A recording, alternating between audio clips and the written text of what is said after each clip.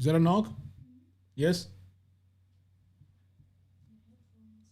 Oh, yes. Thanks.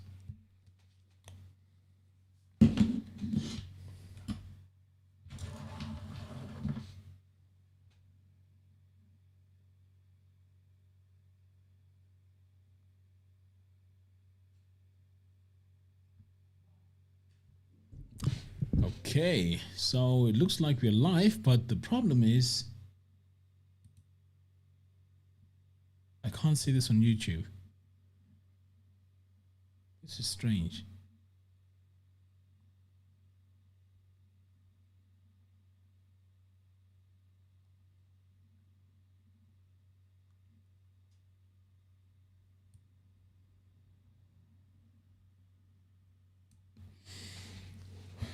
Must be missing something.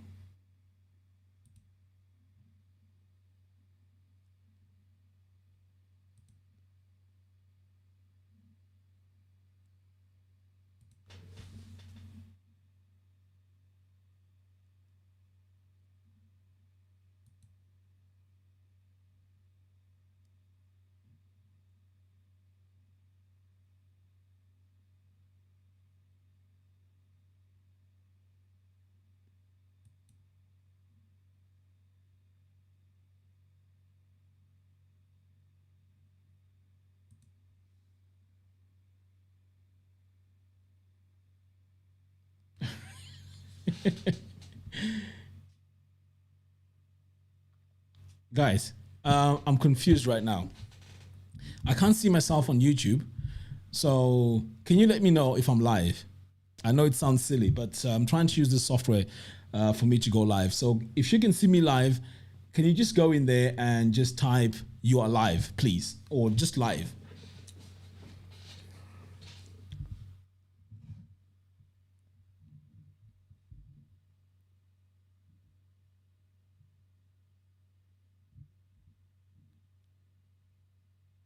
Okay, fantastic. Looks like I'm live. Can you also hear me? Let me know if you can hear me. I'm just adjusting my...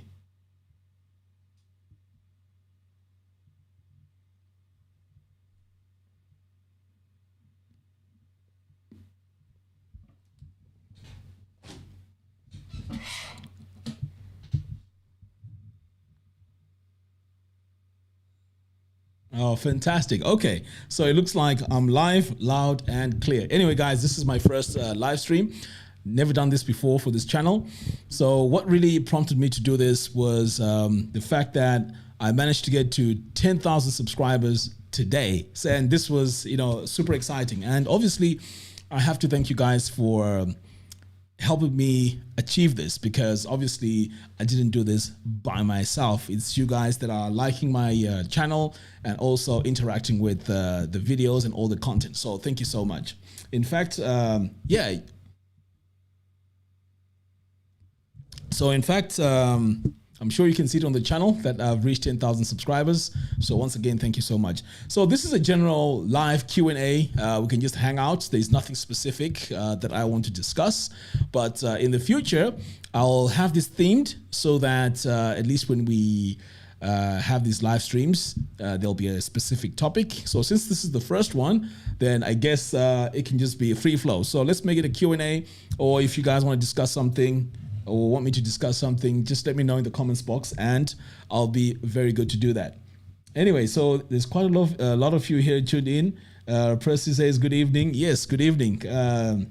Thank you for tuning in. We also have Manny, just on time. Also, Miss B, great, good to see you. We also have SPO. Yeah, there's quite a lot of you here, and this is pretty cool. So if you have any specific questions you want me to discuss, let me know in the comments box. And by the way, I'm in Zimbabwe right now. I haven't gone back to England yet. Grace says, congrats. Thank you so much. Appreciate it. Thank you so much.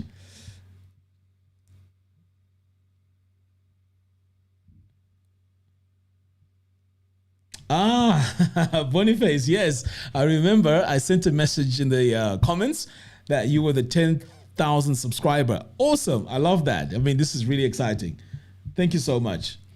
So there's something else I want to show you guys. I'm not sure if you guys have joined the. Oops, I have to adjust my software here. But anyway, keep your questions coming. I can see them coming through. I wanted to show you something in the group. The group is actually growing as well. Yes, okay. Let me show you what's happening on the group.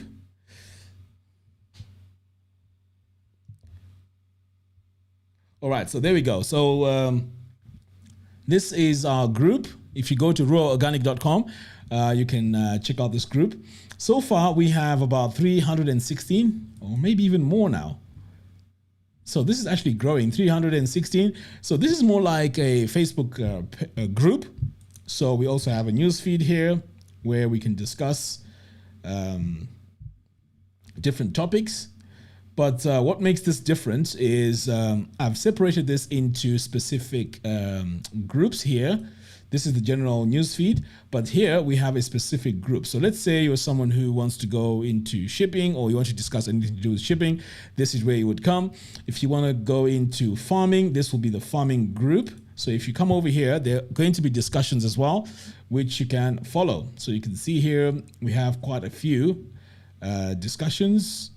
In fact, the discussions tab is right here. So these discussions will be specific to this group itself. And what else do we have? We also have our forums here. So there's forums. We can also discuss in the forums. You can see here we have this one here about broiler chickens. So this was a question which we answered. But the really cool thing here is you can actually go in here and search. Now the idea with this group, or this online group, is so that we have a central place that we can discuss, chat, and we're also trying to make it safe from scammers. So initially what I'm going to do here is I'm going to keep it open for the next couple of days, and then we're going to make it a closed group. So we want to make sure that whoever is in the group, or whoever wants to join the group, they have to be invited for them to join the group. So that way we make it less people, but more quality people, hopefully. All right, let's see.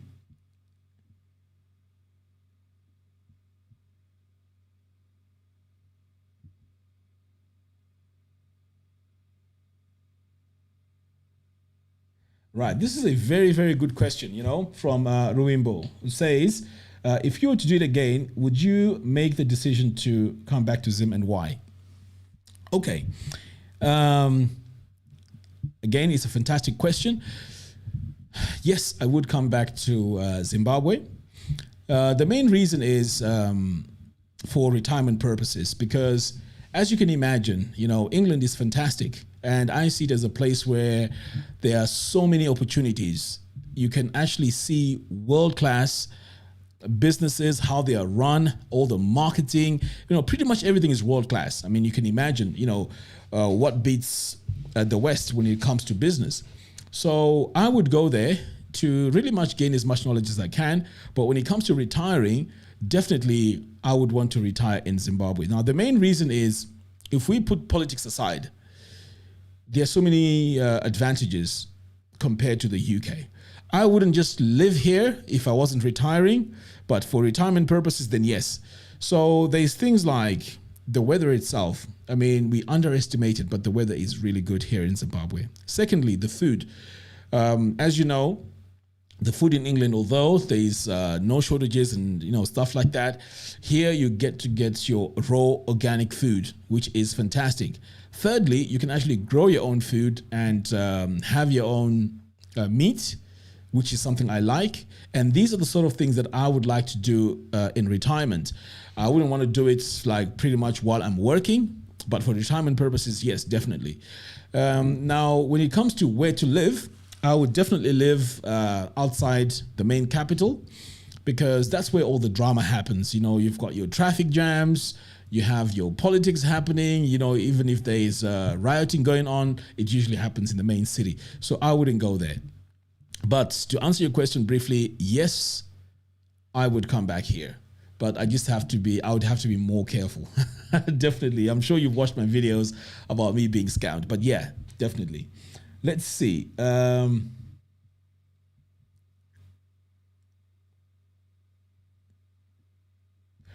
Okay, here's another question from SPO. Do you have any idea on how to keep turkeys, or would you recommend turkeys than roadrunners in Zimbabwe? Want to start a project?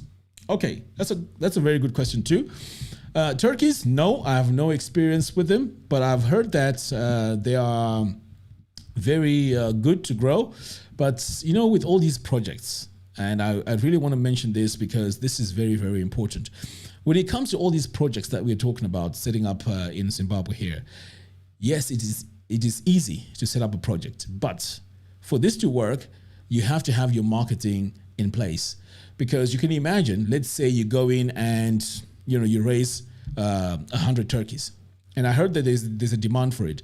But if there's a demand and no one knows that you're out there, then you're in big trouble, because people need to know that you're out there and you raise all these chickens, roadrunners, or even turkeys. But yes, there is definitely a market for it, and if you want to go into it, I would say do some research and see which outlets actually buy them. But I've seen some videos and I've seen a few people say that they specialize in that and it is a good thing to go into.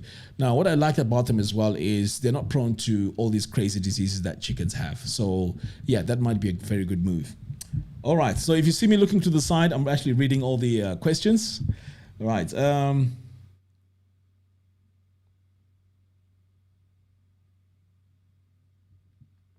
Kay the mechanic says, I'm looking to do 6 months home and 6 months away. What do you think can generate money for the 6 months? I will be home to survive without having no savings and money. Okay. I would say 6 months is a very short time for you to come in and try and set up something. What I would highly recommend is the first time you come over here, the first 6 months, look into what you can go into and have people on the ground who you can trust, who you can rely on. And then when you're back over there, now keep working on that business that you will have set up. But if you are thinking of just coming here and wanting to set up something for 6 months and then you go back, shut it down, that wouldn't really work. You need to keep this, whatever it is that you want to set up, going. But you do need to have a team in place. There was a comment which I found in the group, which stated that if you want to set up a business back home, especially here in Zimbabwe, what you would need to do is to make sure you have the right team in place. Because sometimes, myself included, it's very easy for me to say, okay, I'm going to get so-and-so to take care of my chicken. Sometimes we don't even do the due diligence. We don't even ask for certificates or training. We just take the guy because we take him from his word when he says I can do this, and then we just simply say, have you done it before? If he says yes, then pretty much they've got the job. But that's not the right way of doing things. You do really have to set things up properly. And again, looking at my mistakes, don't set something up very big. Start slow, and test things out slowly, because if you lose small, it's not really a big deal. Sometimes you need to test the waters too to see if this is really working. You put all your things in place. But yeah, 6 months in, 6 months out, it can work. But I would say you would still have to do something while you're in the UK to support your business on the ground, because that's what I used to do as well. Okay, let's see.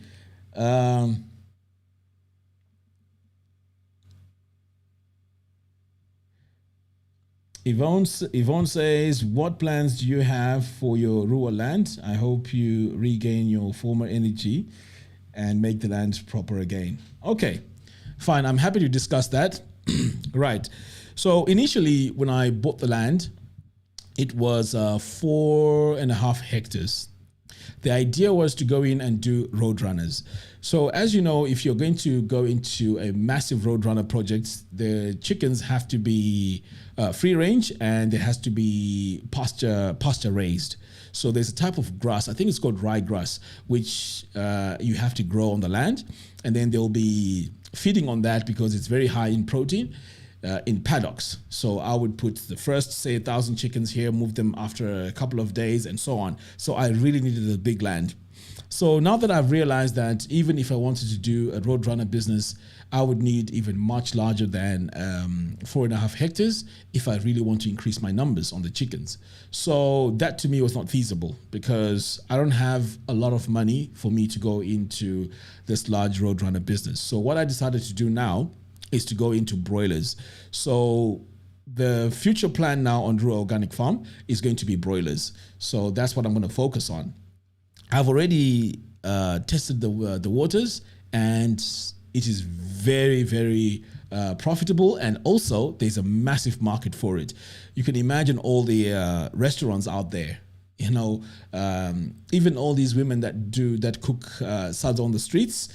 And we're also looking at neighborhoods. You know, a lot of people want to order these chickens and have these chickens because it's a very good source of protein, and it's also very, very cheap. Because my chickens, when I sell them for $6 each.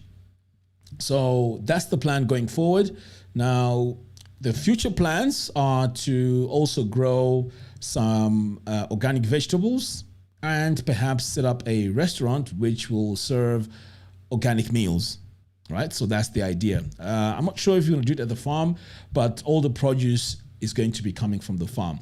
So yes, the main thing is going to be pretty much going into the chicken business. I really love the broiler business because it's a quick turnaround, 6 weeks, and pretty much you're in. So that's the future plan for Ruwa Organic. Now, as for part of the land, I don't know, I may decide to sell part of the land and remain with 1.5 hectares or so, and then just do whatever I need to do on that. Once I start making a lot of profits from that land, then I can buy a nice bigger piece of land, perhaps maybe in the 6 to 8 hectares type of range, because I'd like to have a much bigger place where I can have a massive orchard of trees and also grow some vegetables as well. All right, so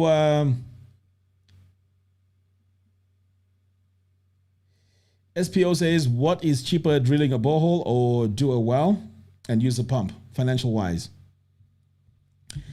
It's a bit of a tricky one here. The boreholes cost about $1,000, and then you'll need another 1,000. At least this is the quotation that I got. You need another 1,000 to have your pump installed as well. So that's about 2,000. Now, if you dig a well, it costs around $400 to $500, including building around it inside the actual well. The pump is only $100. So initially, it may seem like it's the cheaper option, but in the long run, it will cost you more because sometimes you're going to get situations where the water level is low. You're going to need to call those guys again to come and dig. Do you see what I mean? So that's where you're going to have a problem. Unless they do a very good job where they just dig and then they just get the water and you never want to dig again. But from what I've noticed and what I've seen, because even right here at my house here, I have a well and the water level has gone down. I used to be able to water the whole 200 square meters in one go, but right now I can only go halfway. So that needs to be dug lower for this to really work. So in the long run, I would say a well is more expensive. And again, you know, the way I look at things now is you'd rather have something done once and for all and it's sorted. So boreholes, I would say, is the way to go. Save that money. I think that would work better in the long run. Don't go for cheap. Just go for what works and also quality, because especially if you get a nice borehole, you're going to get a very, very good supply of water. Okay.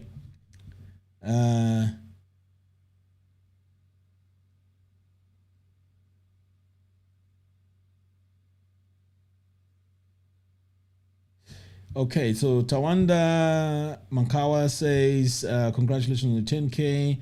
There's a guy you interviewed before who came to Zim who said he was an agribusiness consultant. A guy who came to Zim. Who was this?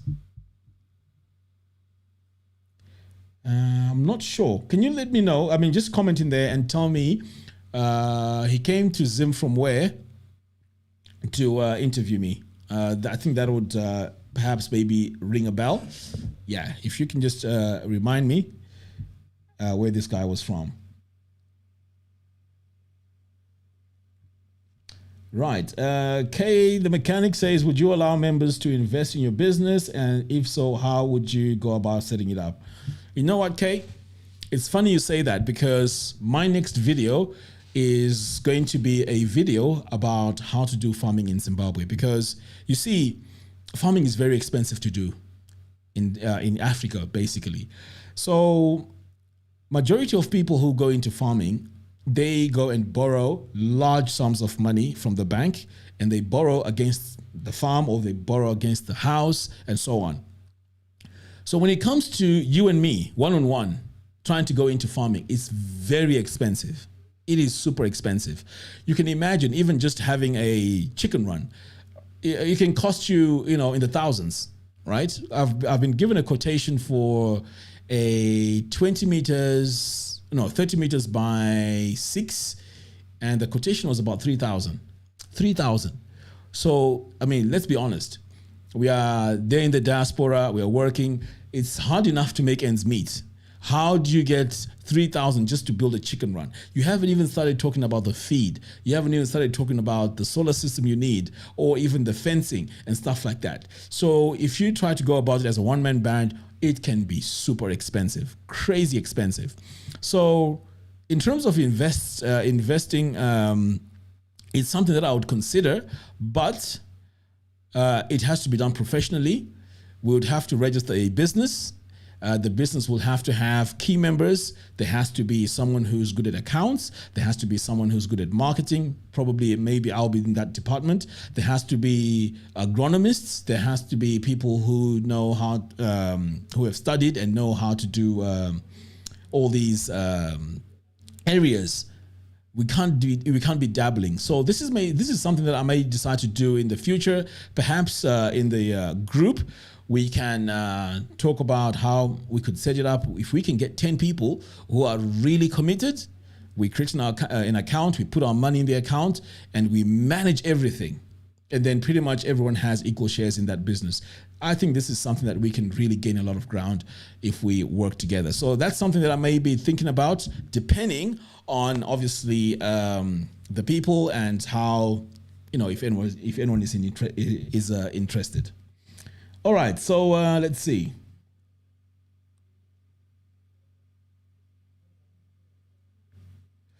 Right, Bobby Stown says, do you have any plans on building some B&B or lodges at your farmland? No, definitely not.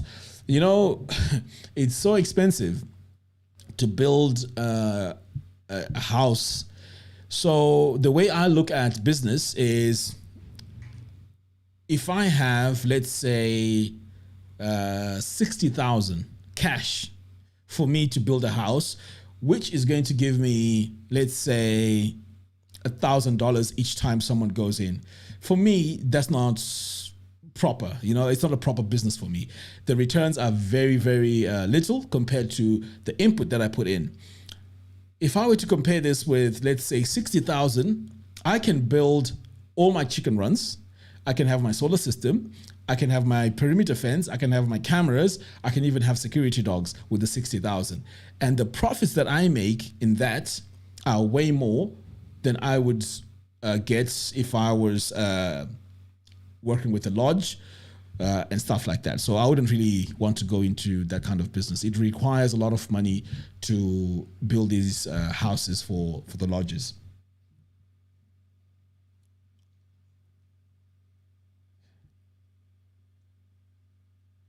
Right, Yvonne says, with the broiler chickens, can you pre-order for the festive seasons coming, and what are your minimum numbers? Would love your support. Okay, so with the broiler chickens, the way where I stand right now is I've been doing between 50 and 80 a week. And I've just been selling, in my local neighborhood here. I just put a sign on my door and people were coming to buy. And this was fascinating, to be honest. So I was really looking at the logistics, because right now I have my car. I'm sure you've seen it in the video, the Discovery. it's not very reliable for me to use that to go to the farm, get my chickens after they're slaughtered, bring them home here, put them in the freezer and all of that. So there's a few things that I've noticed that are not working at the moment. I really need a reliable car, one of these Toyotas or Isuzu old ones, right? Which I can just dash to the farm, back, I can buy my feed and all of that. At the moment, I'm using a guy at the farm who is doing all that for me, but I'm not really fully there monitoring really what's going on. So the idea here was just for me to get my feet wet and see how it works. And I can tell you right now that it is very, very, it's a very, very good business. So in terms of buying these, pre-ordering, yes, this is something that I will be doing once I've set up everything that I need to set up. I'm really aiming for this festive season to see if I can produce perhaps maybe about 2,000 to 3,000 chickens throughout December. But I will be announcing this in the comments. But yes, if I don't, it just means that I haven't got everything in place for me to do that. Because the thing with my chickens is, and this is also the feedback that I've got from people, when I raise my chickens, you see there's a lot of dodgy things that happen with the chickens. What people do is they buy these chicks when they are 2 weeks old or 3 weeks old. They inject steroids in these chickens to make them grow very fast. All right. Some people also feed their chickens with pig feed to make them grow fat and fast. So when I realized this, and also this is the reason why I decided to go into the chicken business, in the broiler business. When I realized this, in fact, I also had one of the chickens. There was one place where we went, they were buying these chickens. I tasted it and it had no taste, absolutely no taste. And I was shocked. So I asked around and I realized that this is what most people do. They do this to produce a lot of chickens in large numbers because there's a massive shortage here of chickens, right? So what I decided to do now was I went into rearing these broiler chickens in a proper, genuine way without taking shortcuts. And to my surprise, I have people that if I don't have any chickens, they will not buy any chickens from my neighborhood here. They love the taste of that chicken. Even myself, I love the taste of that chicken. It's amazing, especially if you marinate it or you stew it. It's brilliant. The proper taste of chicken. So I let my chickens go through the full 6 weeks. No messing around. I give them the proper feed. I'm not in a rush to boost them so that I can have them, produced faster. But with that, I realized that that's the way I can actually do my business and make it run. I'm not greedy.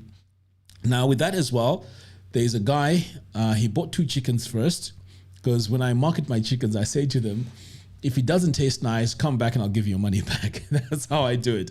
But anyway, this guy came back and says, look, I have a wedding and I'd like to order some chickens. So I said, okay, how many do you need? He says he wanted the 50 chickens. So I said, okay, I gave him a bit of a discount. He paid half down and I still have all the chickens here. He's coming to collect them next week. So yes, this is something that I'll be doing. And once I set up my website, you can do all the orders on the website. If you're in the diaspora, you can perhaps maybe even order from the website. And that's how we'll be making things happen. I know this is a long answer. I guess it's coming from my excitement that I'm live as well. And I'm also nervous, by the way. All right, so let's see. Oh, Wademaya. Oh, the guy who came to interview me. Yes, Wademaya is not a farmer. He's just a YouTuber who goes around and talks about the positive side of Africa. Yes, so he's not a farmer. So, yeah, definitely he not interview me.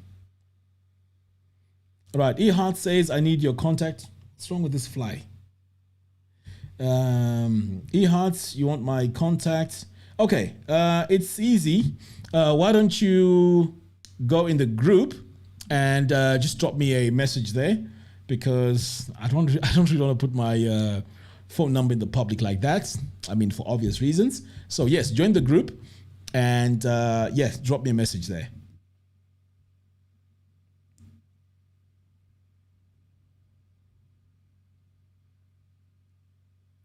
Kundai, yes, 1,000 to drill the borehole, and then 1,000 is for the pump, the solar panel, and the whole setup to make everything work. Yes. Now, the guy who gave me this quote, so here's the thing. He's the guy who did my, who supplied me with my solar panels.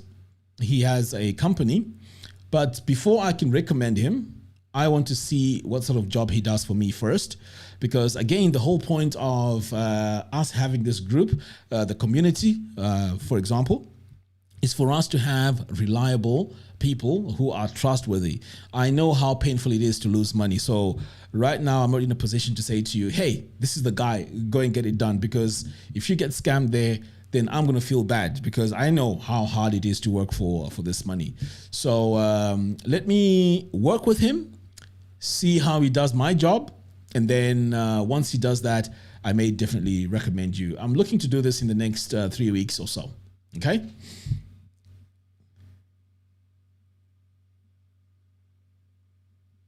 Uncle O says, when you need bigger land, get in touch. I'm planning to downsize my land. Fantastic. Okay, so Uncle O, are you in the group? If you're in the group, drop me a message as well. I'll definitely be interested in that, because I want bigger land. You see, being in the United Kingdom for about 23 years, I mean, the city life, I'm sick of it. I definitely want to live, out there in the outskirts. I know if I have my solar system, I have my, that Elon Musk, what's he called again? Skynet? No. Starlink.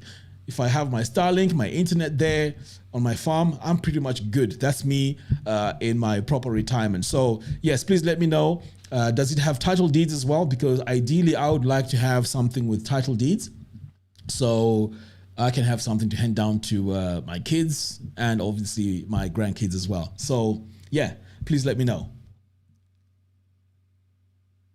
Tawanda says, is farming really that profitable? Because I realized the white commercial farmers had subsidies and were given loans. Yes. Okay. I think I touched a bit on this. Farming is very, very profitable, especially here in Africa. There are so many avenues you can make money with farming. The only challenge is the barrier to entry.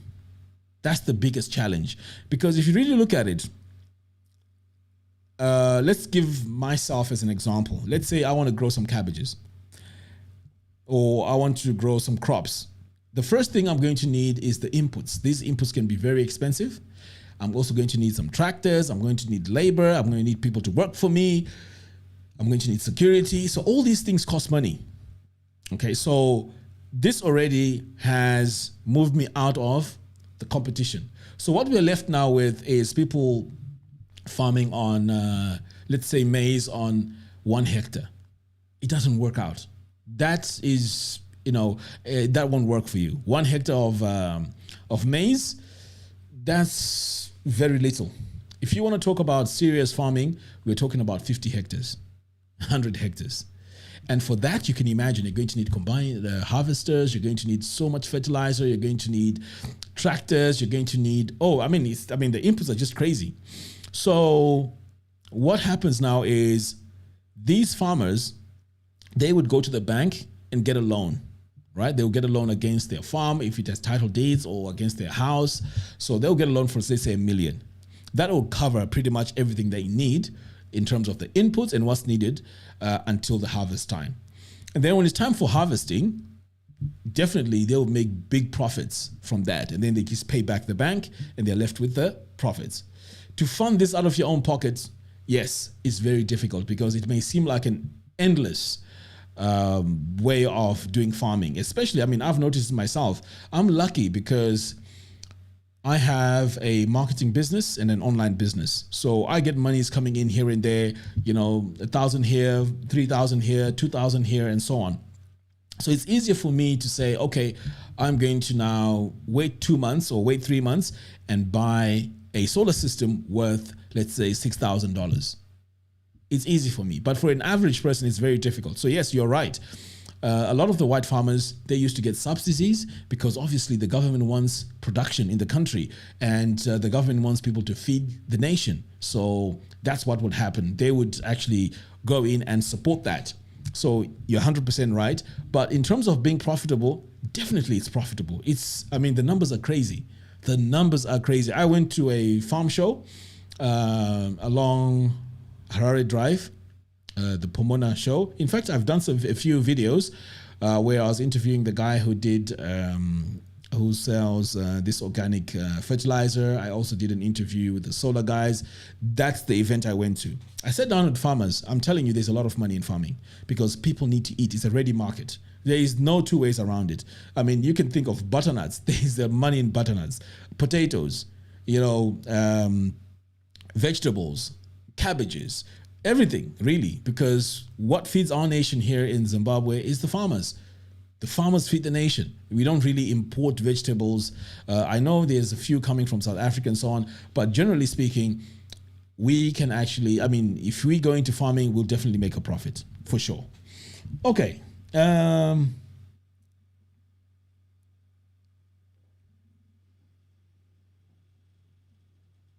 Tapa, thank you so much for your comments. We also have Auntie Jackie's, I think. Yes. Hello and welcome to the show. How did you get to meet Wadamaya? Tapa Dynasty. Okay.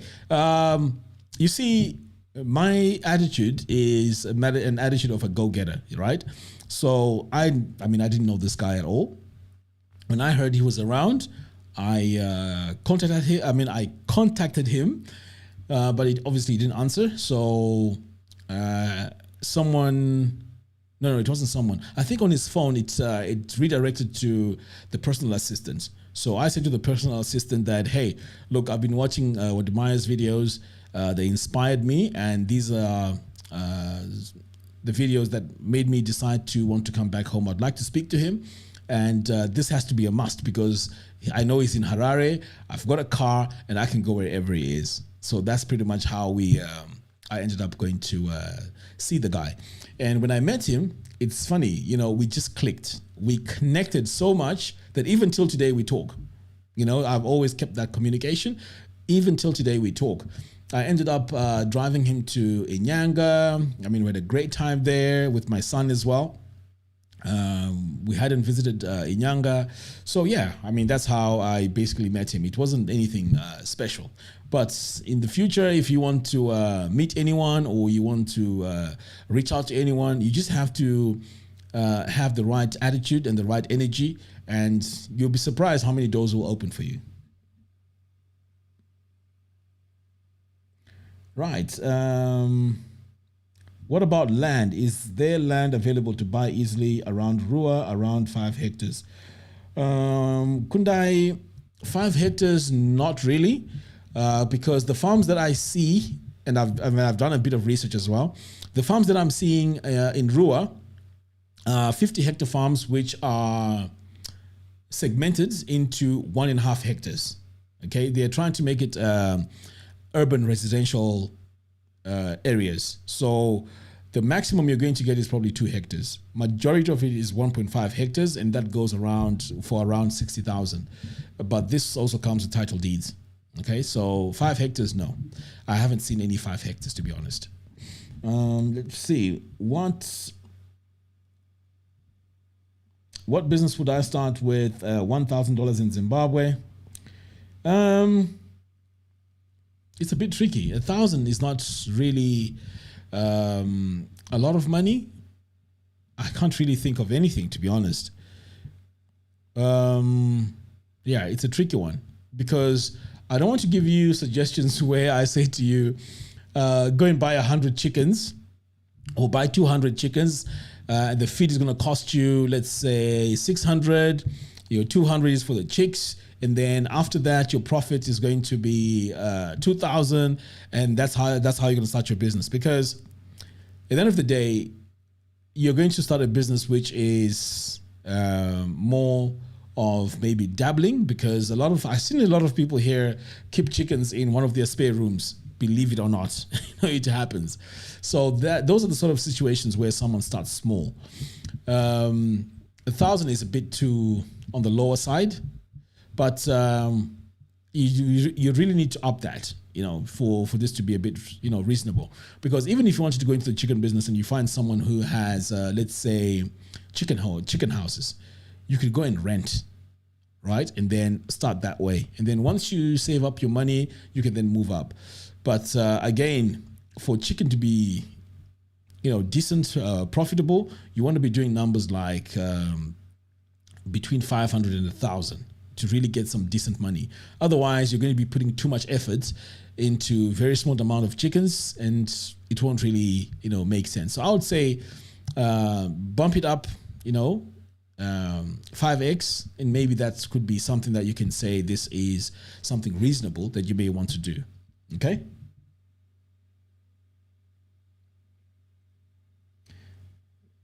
Please, we want you to include other Africans in your community as we are part of your YouTube family. Okay, Auntie, I agree with you 100% because I realize that whatever I'm suggesting, whatever I'm talking about on this YouTube channel, it's pretty much similar to how it is in Ghana, Nigeria, and all these other African countries. Because, I haven't visited any of these countries, to be honest, so I just assume that whatever is happening here is unique to Zimbabwe, but obviously I'm wrong. So yes, definitely I am going to make sure that it's open. In fact, if you go to the main page of the channel here, you may have noticed that I have actually changed it from Zimbabwe to, let me have a look. Yes, let me show you. You can see here, I've changed it. This is a community for diasporans, returnees, and business-minded people. Okay, so I've removed that Zimbabwe on it. So it's not just Zimbabwe, because yes, I agree with you. This information can be shared, and I guess targeting just one country, I'm not doing justice to the channel.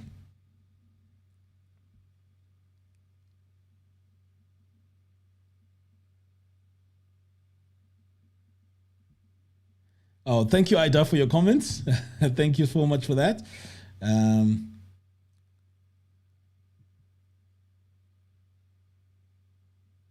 Oh, Uncle O, fantastic.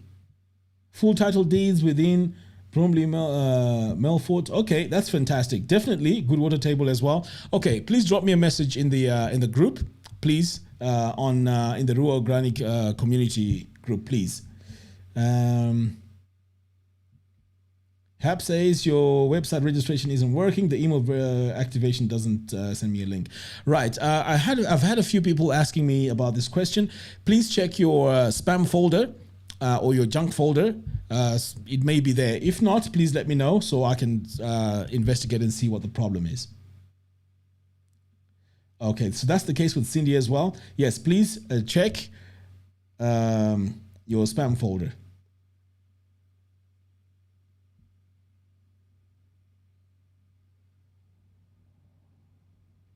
Takura Kanjengo says no, he can't start a business with $1,000. Yes, I thought so. To be honest, I really thought so. 1,000 is a bit too little. Waiting for email activation since yesterday. Please help. Shelter. Okay, I am going to take a look into this and see what the issue is. But please just check your spam folder. If that's the case, please let me know in the comments as well that that's working, so that I won't spend a lot of time trying to investigate what the issue is. Right. Maria says, what type of farming can be done in rural area? My parents' homestead. Okay. Very, very good question. And I'm going to base this on what I noticed while I was on the ground. One day, I was delivering my chickens to someone who had bought, he was in Eastleigh. Okay. This guy had a beautiful house in Eastleigh. So we got there. And the owner of the place wasn't really there, but this guy had seen some of my videos. So he just asked the gardener to show me around at the house. Specifically, he wanted to show me the layer chickens. So I got in, and to my surprise, there was a massive cage of those layers, the layer chickens. in the backyard, and I was like, hey, hang on here, what the hell is happening? I mean, we are in a very affluent neighborhood in Italy. What's up with the chickens, right? So I realized that what this guy was doing, he uses his rural homestead to raise his chicks for the layer chicks, and then when the orders come in, he then transports them from his rural village to Harare and then sells them off. He is making a lot of money from what he was saying to me. I didn't verify this, I mean, how much money he's making, but you can imagine how he's utilizing this. Secondly, the rural place, I mean, we underestimate this. Guys, that place can be utilized in an amazing way. You can even do all your broilers in the rural place if you don't have any land in Harare. But here's what you need to do. You need to make sure you have a blast freezer. It costs about 5,000 to have a decent blast freezer. In the rural place, you need to have a solid solar system. I would recommend Victron because I've done a bit of research, and Victron is very good for off-grid. So imagine you are in your rural land and you are raising all these broilers. When they get to 6 weeks, you slaughter them and then you put them in your blast freezer. And then all you have to do is every once in a while, you go there, you get 1,000, you deliver them, go back, get another 1,000, deliver them, and you can just do that. You don't even have to have a farm in the city. As for me, we don't have a rural place, okay? My dad was from Mozambique, so we just lived in the city and pretty much that was it. If I had a rural place, I wouldn't be stressing over buying land and so on and so forth. I would just go to my rural land and just, do it that way. So if you have land, there's so many ways to utilize that. All your projects can be done there, even your vegetables. Why not do it in such a way that, it's modern? Why not have a chiller there where you can have your vegetables so that they don't wilt or they don't go bad, stuff like that. You can even grow your onions there, sell them in the city.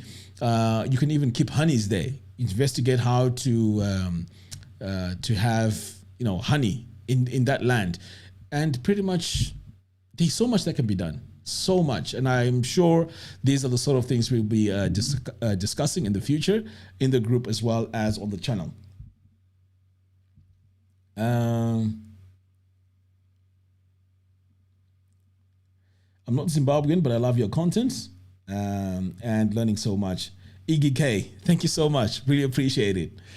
Tendai Petro says, for those waiting for activation, check your junk mail. Mine went in there. Yes, thank you, Tendai, for letting me know. I really appreciate that because that saved me so many hours of trying to work out what the problem is. Yes, so please check your junk mail and that should be cool. All right? Wow, there's so many comments in here.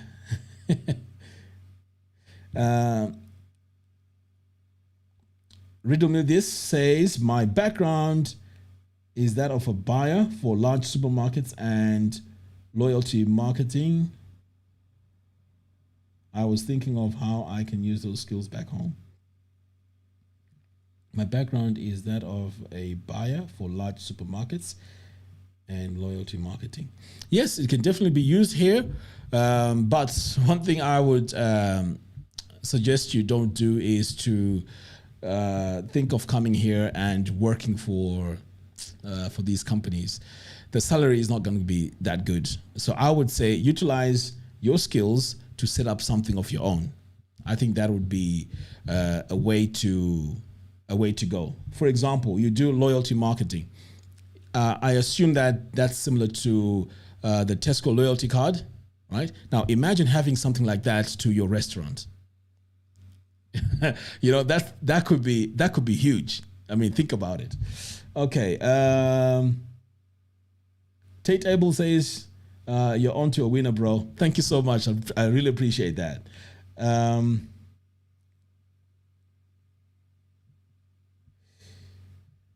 Takura says, with a low capital like $1,000 US, get into retail, not manufacturing. You can stock a very minimal chickens, e.g. 50 at $4 to $5, then sell at $6 or $7 USD, depending on size. Yes, If you really insist on the $1,000, perhaps you could start like that. But like I say, the numbers are way too small, and yeah, you would really want to up that to make this worthwhile. Hap says nothing in the junk folder. Oh my goodness. Okay, I'm going to have a look at this and see what is happening. I'm also a diasporan who has relocated to Uganda. Please come visit us. Okay, Auntie, definitely I will make a plan to come and visit. In fact, as we speak right now, my son is in Kenya and Ethiopia, I think. They love traveling as well. It would be nice to come over there, see what you're doing. And yeah, it would be nice because I don't know anyone in Uganda. So definitely I'll keep that door open when I decide to come and visit there, for sure. And Auntie, I hope you're in the group as well. Please join the group so that we can keep communicating in there. Beauty Khan says, thanks, but I want to see, but I want to see what you're doing because I'm also coming back. Yeah, sure. The idea here is to document everything that I'm doing at the farm so that you can have an idea of how it's done.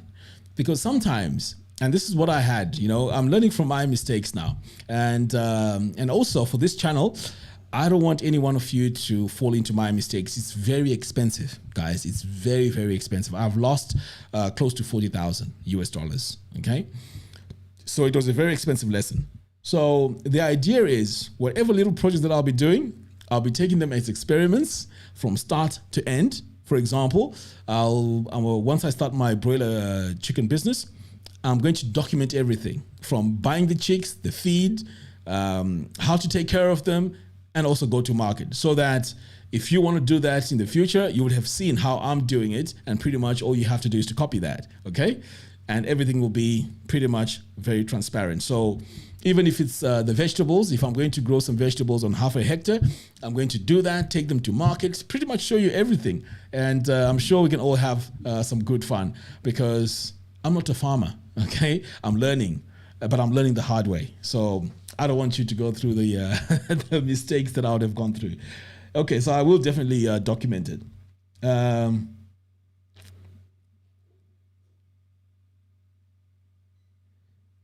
Iggy says, how do we give you super chats? Right, this is something that I'm not sure how to activate it, because to be honest, this live, I just went in. I have not set up much on this live stream. So I guess perhaps in the next live stream, I'll set up a super chat, and then that way you can support me. And I really appreciate that as well. Thank you so much.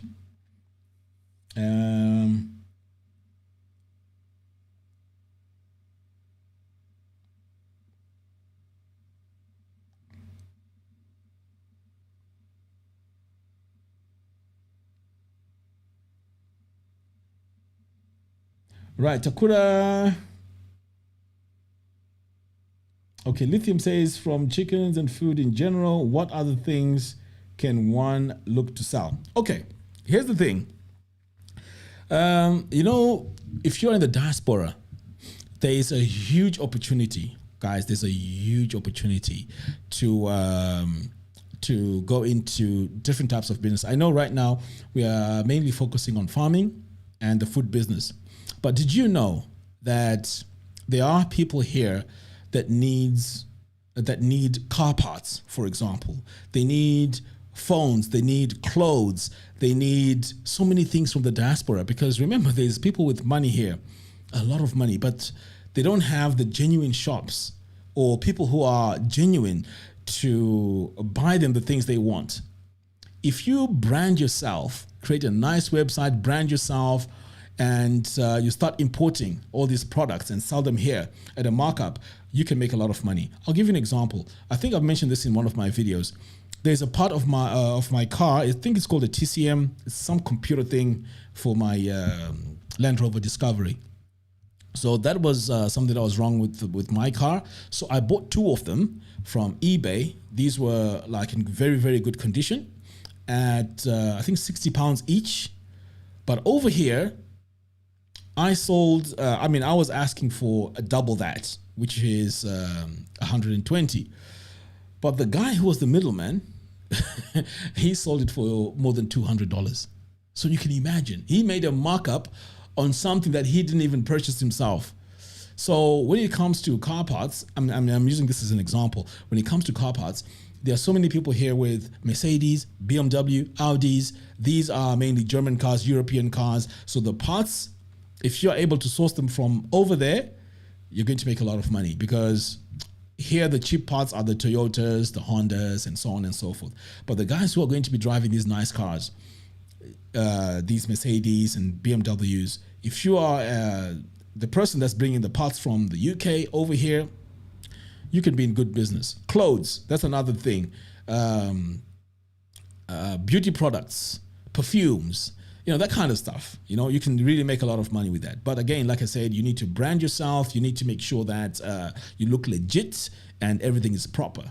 Once you do that, I'm pretty sure you can make a lot of money. All right, let's continue on.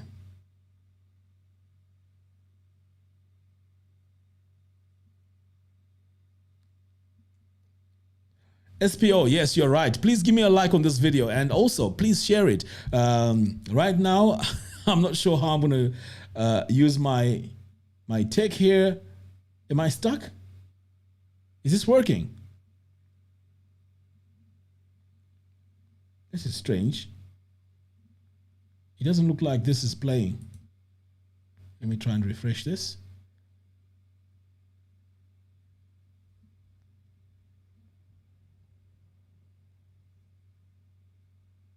Okay. For a moment there, it looked like my screen was stuck. But now, oh, there's my chat.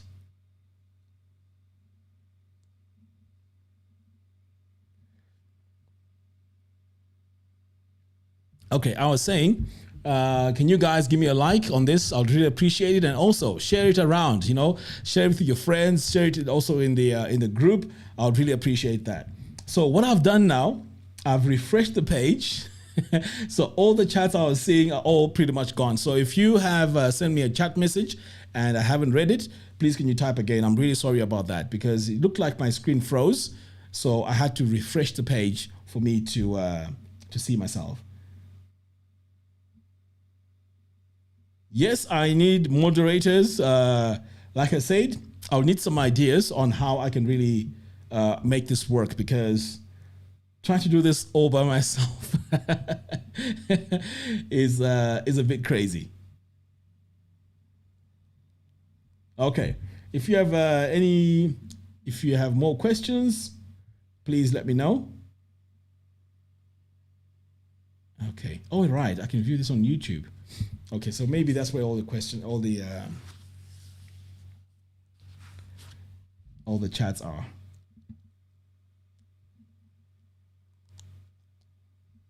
But guys, you know what would be really cool?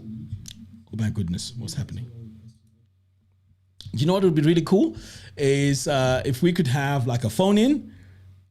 I am definitely going to try that next time, because on my mixer here, I have an option where someone can actually call in, and we can actually do this like a live radio station. So I'm really looking forward to that as well.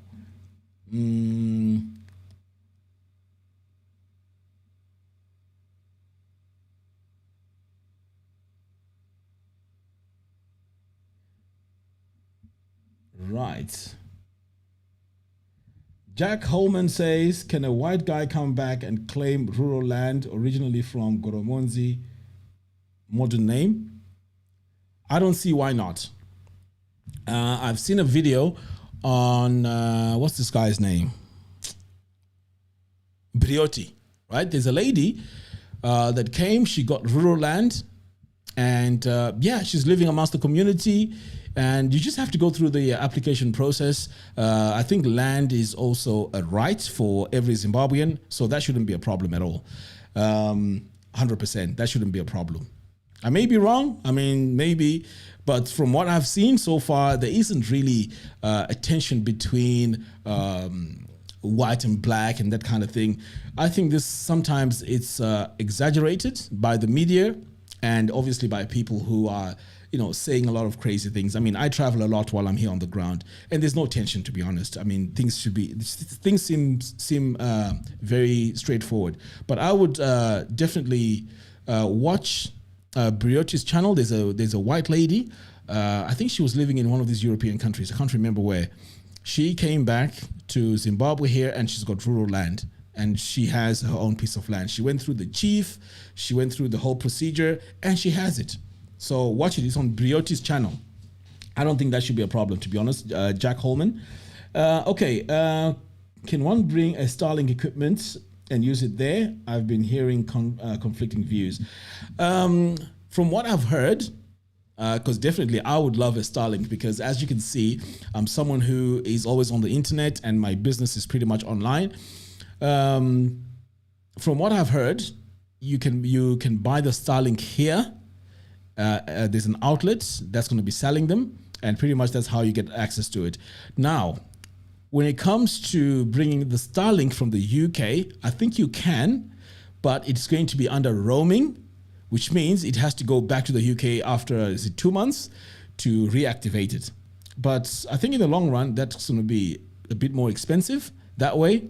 But yeah, that's what I've heard so far. But before it was that Starlink was not allowed to be used here. But now, obviously, we heard the president say that the doors are open for Starlink to be used in Zimbabwe. So I am going to look more into that as well and find out how things are regarding that. But I'm also going to think of getting one from the UK, try it out, see how that works compared to how it is here locally. Again, we're going to be sharing all this information here. Okay.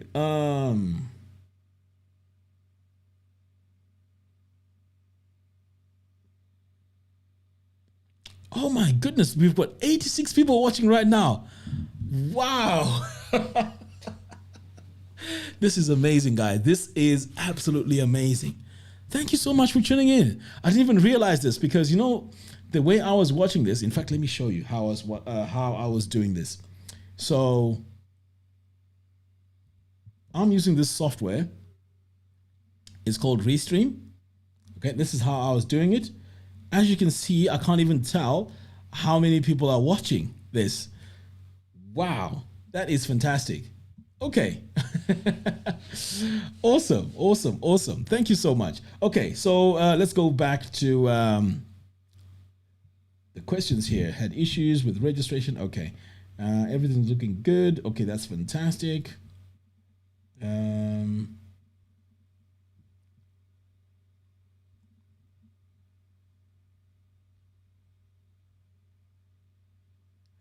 Okay, Tawanda says, take all these guys who scammed you to court. They're giving us people back home here a bad reputation. Yeah, you see, I really thought of that. But I guess on one hand, I was evaluating my time I'm going to spend going to the police, reporting it, suing them, going to court, getting lawyers and all of that. I realized that this was going to take me a very long time. So I just said, you know what, lesson learned, and pretty much that's it. Now, Tawanda, I guess, you're on the ground. I guess sometimes what needs to be done is, and this is my advice to you as well, if you are, and perhaps you obviously do this maybe anyways, try and differentiate yourself from these guys. Just do your business in a very professional manner and conduct yourself in a very professional manner, and you will get work. Because one thing that the thing that I was telling these guys was, look, you may think you've made money with me by scamming me, but if your way of doing business is scamming each and every person you're going to meet, what's going to happen is you're just going to have a large number of people that you've scammed, and it may look like it's working in the short run, but in the long run, you're going to be so poor and you're just going to have many, many problems. And the problems arise from not getting referral work and also just general karma, But if you're someone who's doing a good job for 10 guys as compared to scamming 10 people, imagine the referrals you're going to get from the 10 people. It's going to be fantastic, you know? So that's what I try and tell these guys here. But I guess, you know, it's difficult. You know, we see things in a different way. And sometimes people see things in a way that they want to make money quick, and they see that as, you know, their way forward. But it's very unfortunate. But yes, I mean, taking them to court, I mean, it's just going to be a waste of a lot of my time. Anyway,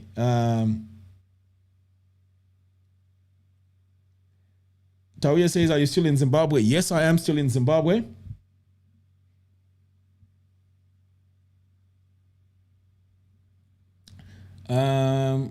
Zabron says, how do I join Ruwa Organic Group? Go to ruwaorganic.com. Please, someone in the group, can you just drop me a link for Zabron to join? Smart Farms Cameroon. Courage, bro. I noticed you with Wademaya. Your confidence will get you through. Thank you so much, you know, for that. Appreciate it. Cromwell says, are you doing well?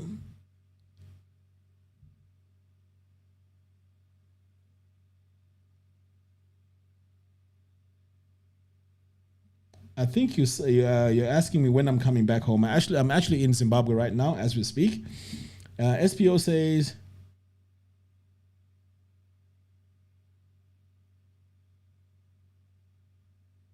SPO says you deliver. That's why you had so many people on your first live. Wow. You know, when I hear, you know, stuff like this, it really inspires me because, you know, creating content sometimes can be very difficult in the sense that you don't know what impact you have while you're producing this content. So sometimes you can have low energy because you don't think that it's really going to, you know, make a difference. But when I hear comments like this, I mean, this is super inspiring and I really, really appreciate it. Thanks a lot for that. Thanks a lot for this feedback.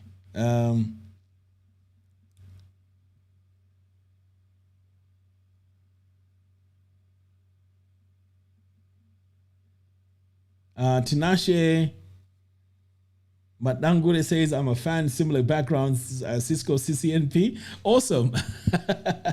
Yes, I mean, this is going back, you know, way back. Networking was my thing. And it's very nice to see young guys really trying to make the best out of what they can, especially, you know, when you're out there.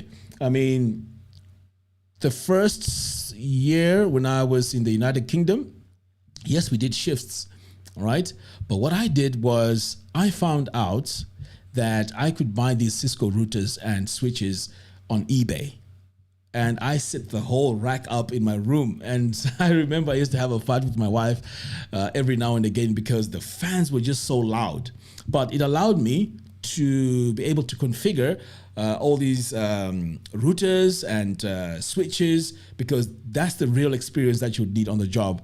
So these are the sort of opportunities that you have as well in the diaspora. Now, here's an idea that you may want to think of. I'm not sure if it's that popular right now. You could actually buy these routers and switches, bring them over here and set up your own training center and partner with Pearson, right? And you could give certifications for these networking courses. Who knows? That could be a very good idea. But anyway, Jack says, that's crazy. I'm a networking student in South Africa. Awesome. Awesome. Wow.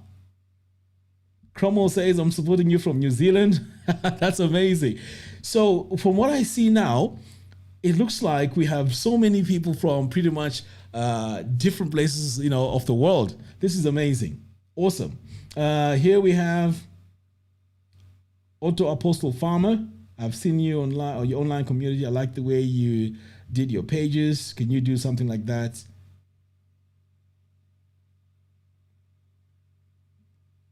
Otto Apostle Farmer, drop me a message in the group and we can definitely sort something out. Don't worry, I won't be too expensive. Chances are I'll just guide you through the whole thing, set it up for you so that, you can get up and running as well. I mean, all I would need is probably just to cover my hosting fees and, basic stuff like that. But yeah, if you want something similar, I can definitely sort it out for you. Morris from Germany. Wow, that's awesome.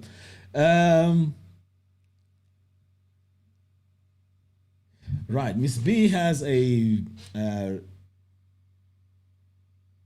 very good question here. Miss B says, how long does it take to really start saving and seeing a difference financially in the UK as a couple in the South? One in care, lousy salary, and engineer, decent salary. Right.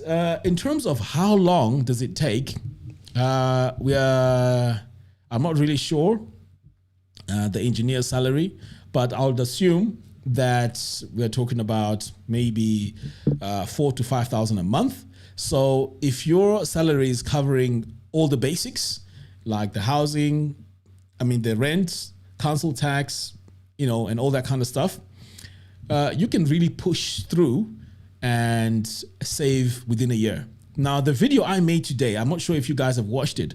I created a video today which covers this, the formula for retiring in Africa. What you would need is to really tone down your lifestyle, okay? Forget the fancy clothes, forget the fancy shoes, the fancy phones, the fancy cars, and just have a goal and then just focus on that goal. That is how you're going to get through. The UK is full of a lot of shiny objects. It's very, very attractive. Even me as a marketer, sometimes I fall for the traps because they get you emotionally to buy all these products that you don't even need. Okay? So if you're someone who wants to save a lot of money, you really have to detach yourself from being a massive consumer. Okay, that's one thing. The second thing is you need to stay away from debt, because once you miss a payment, you know the story. It gets complicated. So if you really want to save money, stay away from debt. No matter how attractive it is. This lesson was given to me by a guy I met, I should say by mistake, whether it was meant to be, I don't know. I met this guy at this show at the NEC. My wife is into baking, so we went there. I was going through it was a baking show. So I'm going through all these aisles, I'm looking at all these stands, it's all about baking. I like eating the cakes, but I don't really care about how the cakes are made. So I'm walking there, I'm super tired now. And my wife is excited, she's walking.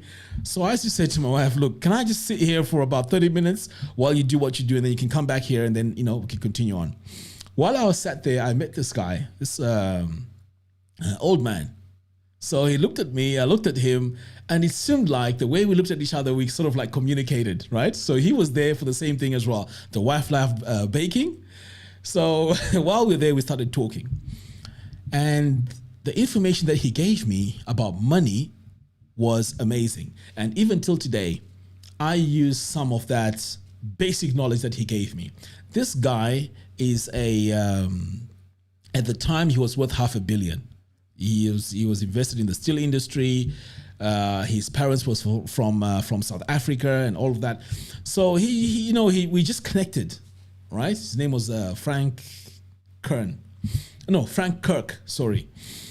We just connected. We just started talking and we started laughing. And he was like, yeah, you know what? I'm so tired from walking. And so we just connected. We started talking about business. The first question I asked him was, because we used to make it a rule every single year that we go on holiday to one of these, it's called Haven Holidays.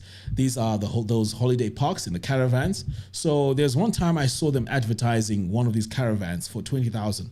So I asked him, like, is this a good idea for me to invest in one of these caravans? And then when people go there, obviously they hire the place. It's kind of like an Airbnb, okay? But caravans.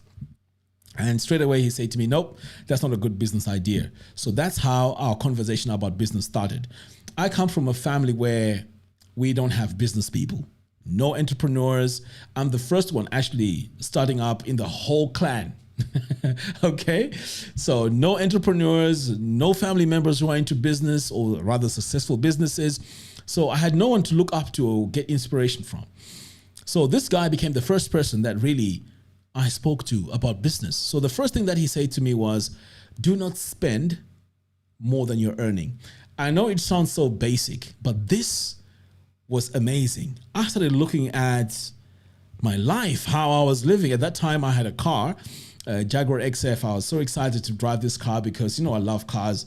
I love gadgets. So this car was amazing. So anyway, I started thinking about my life and I was like, oh my goodness, I'm earning this amount and this is the amount going out. So every month I was in minus after calculating, my outgoings and the income. So, we talked as well. He gave me, other tips like, set up a business, side hustle. That way, you can complement your salary with some of the money that comes on the side. He gave me a lot of tips, which I'm also sharing here on the channel as well. So anyway, when he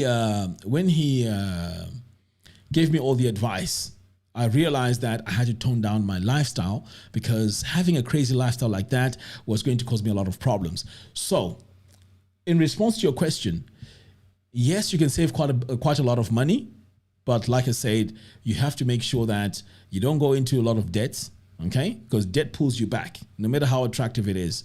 Okay, it pulls you back. Save your money and then use that to invest. But it can be done. Definitely can be done. In a year, you can make a substantial, saving. Definitely. All right.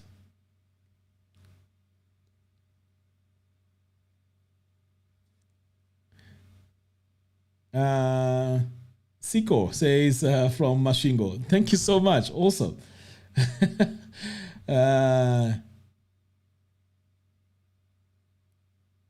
Jemima says, I love your content, watching from Scotland. Wow, awesome, Scotland. Right, so Tawanda here is saying, it's very rare to find people like you who admit when they have failed and who are willing to learn from their mistakes. It's rare amongst people of color.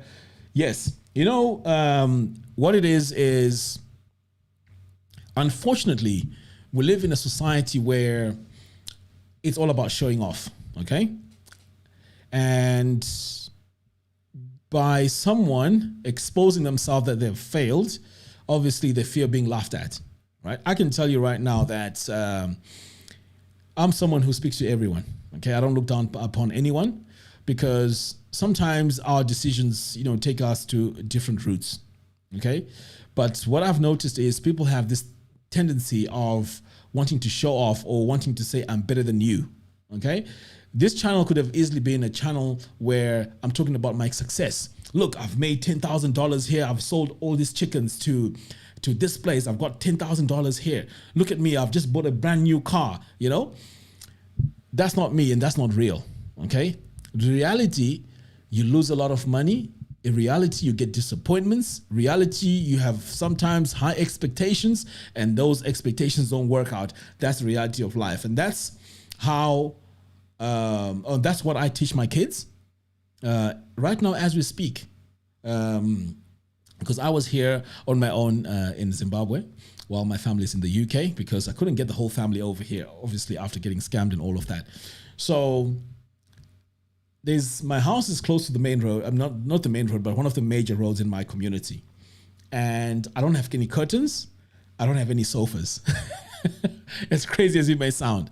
So what happened was when I got here, I started saving up money for the solar system. Okay, and this solar system was quite expensive. It was about $6,000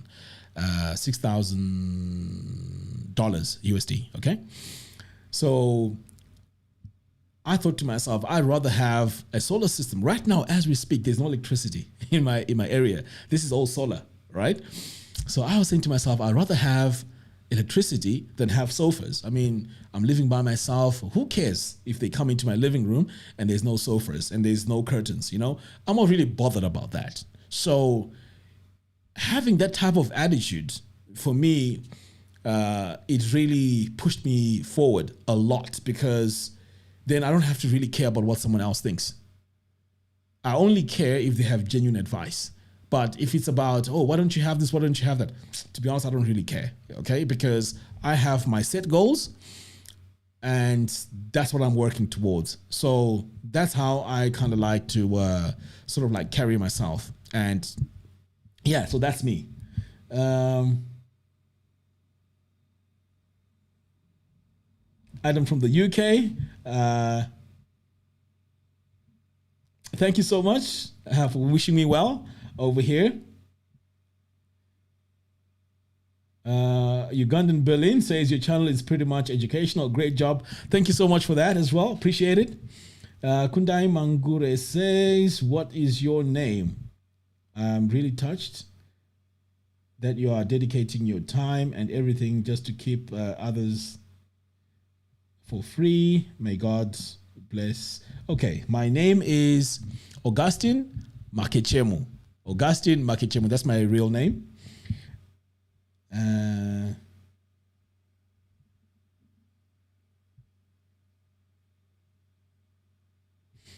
Kelly says, as a West African, would you recommend I move to the Balkans, Albania, or Cameroon? Cameroon for sure. Why would you want to go to Albania? Like, come on. Albania, I'm pretty sure it's a country somewhere in Europe.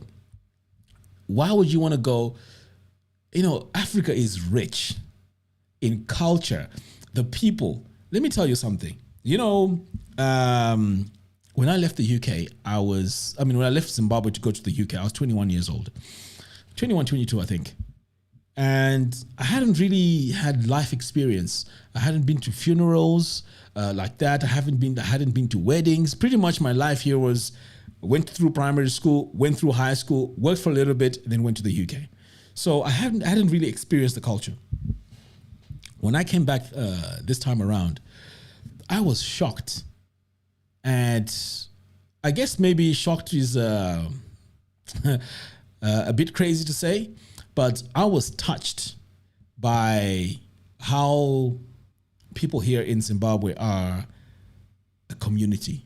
When my young brother's 2 kids passed away, the amount of people that came to support and mourn these kids was just overwhelming. It was, I don't even have the words to explain how amazing this was. Now, if this had happened in the United Kingdom, I'd be lucky to have 5 people to come and help me mourn my children. I'll be lucky to have 5 people. Why am I saying this? I'm not saying that Zimbabweans are not together. I'm not saying that Africans are not together. No.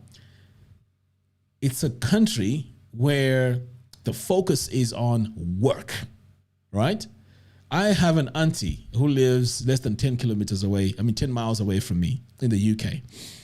The last time I saw her was 5 years ago. When she's free, I'm busy. When I'm busy, she's free. Even during Christmas time, she works as a nurse. That's when they get paid more money. So can you imagine living like that? That's going to be the situation if you go to Albania, because you're not going to have majority Africans there. I would say, without a doubt, go to Cameroon. From what I've seen about Cameroon, it's a rich country. It's rich in culture. Everything is fantastic, and that is priceless. I don't know how old you are, but for me, I can't trade that for anything. The reason why we're stuck in the United Kingdom is because we're really trying to put the money together so we can do something back here. Even if I was given £1 million, would I retire in the United Kingdom? Hell no.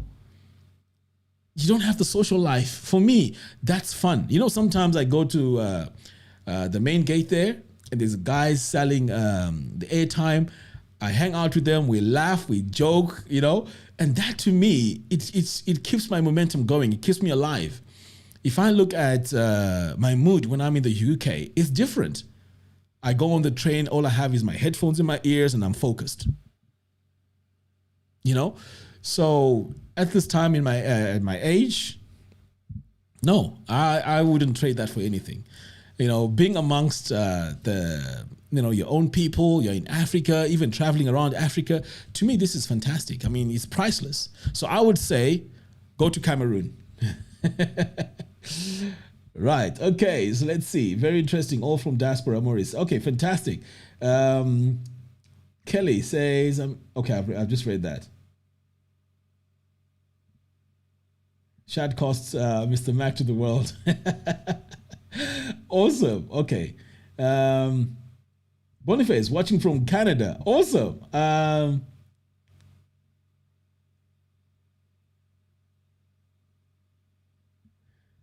So you're actually at work watching this live show. Wow, this is so crazy. Okay, you're so great, and for sure, we can learn more from your experiences. No, definitely. I mean, like I said, I'm dedicated to share as much information as I can. My failures, my successes, pretty much everything's going to be on the channel. I'm really excited about this because right now I'm interacting with a lot of people, so it's really awesome. All right, so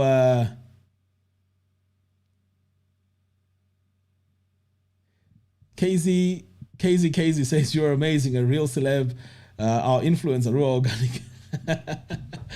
Awesome. All right. Do we have any more questions? Have I missed anything? How long have you been live for now? I'm sure it's over an hour, right? Wow, 1.5 hours. Do you see how time flies? That's amazing. Anyway, any more questions? Anything that you want to discuss? I mean, I'm up for it as our first live stream. I'm pretty sure I missed some comments here earlier on.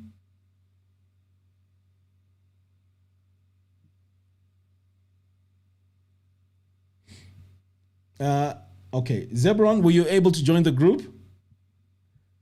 Let me see if I can get the link for you. Did you guys actually join the group? Those who hadn't? I can tell because I'm actually checking now. Wow. Yep. Quite a few of you have joined. I can see now I have 335. That is awesome. That's a lot of people. Wow. And on the news feed here as well.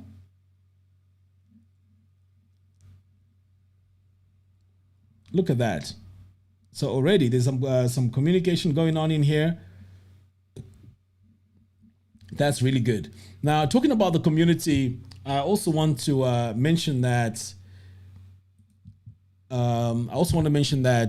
we're going to try and make this community a closed community because we don't want any scammers. In fact, I've created a group where we're going to name and shame anyone who scams someone here, because the way we work for our money it's just too much.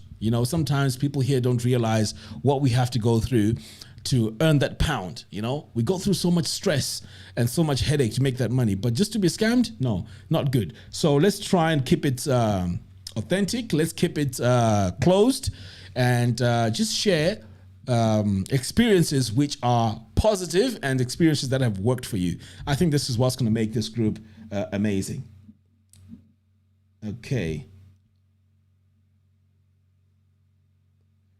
Resend the link. Okay. There we go.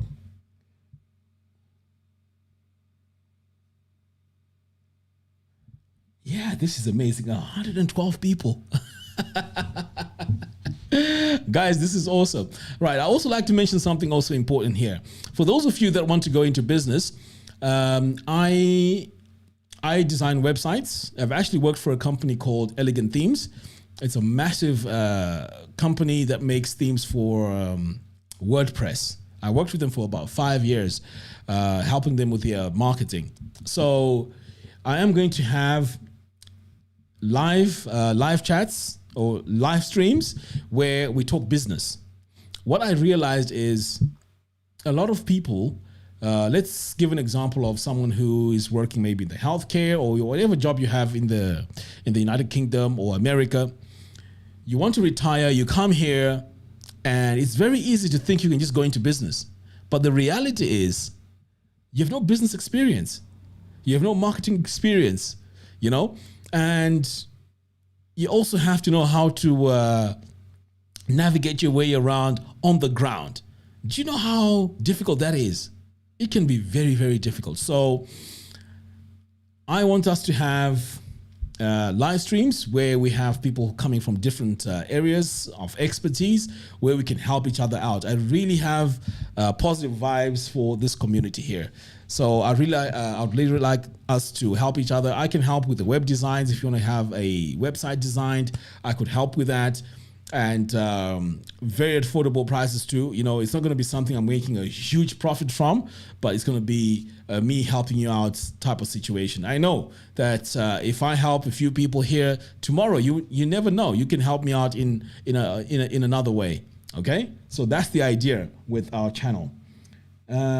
First year starting new business, it's not easy. Yeah, Mindy, can you know what would be nice? Okay, let's continue on. Tendai Petro says, with Ruwa Organic, do you have any experience in exporting any of your products out of Zimbabwe? No experience whatsoever. I've never done any exporting. So yeah, I don't know anything to do with that. You know what I was thinking? How about we make this, can we make this a phone in? Can we try it? I could try and connect this and make it a phone in channel. Maurice says, I knew from Elemento you're so talented. I'm really eager to be happy to meet you again. Awesome. So you also saw my Elemento tutorials? That is great. Wow. That's awesome. No, anyway, you know what? I was so super excited to do the radio thing. I mean the live calling in, but I'm not sure how that's going to work. Should we try it? Because that way, perhaps we can have, instead of me just doing all the talking, we can have some of you guys give us your experiences as well. So let me know if this is something you're up for, and we could try and make this happen.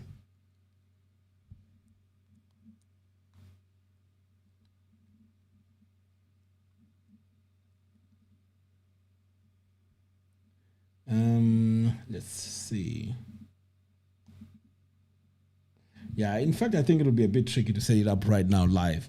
What I'll have to do is perhaps maybe do it next time.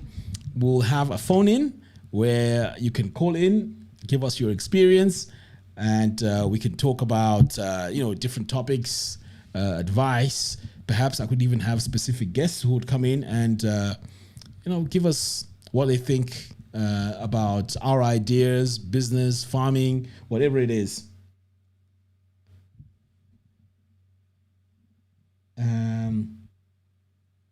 Kaya says, give it a try. Yeah, I think I would have to rush, get a few cables to connect the phone to the mic. No, let's do it for next time, I think. I don't know. I'm conflicted. Should I try? Should I not try? Let me get my headphones. Let's try it. So I'm just going to go off the screen. So please don't go away. We're going to try and do a live show where you can call in. So please don't go away, okay? Let me try and get this connected. I'm going to try and get it connected. So Bluetooth.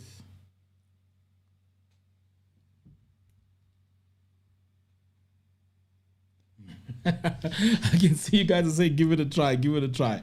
Awesome. All right, let's see. Bluetooth on. Pair the device.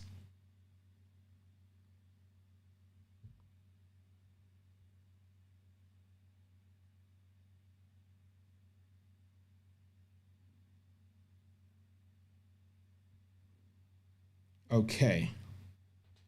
It looks like this is connected now. So the Bluetooth is here. Get my headphones.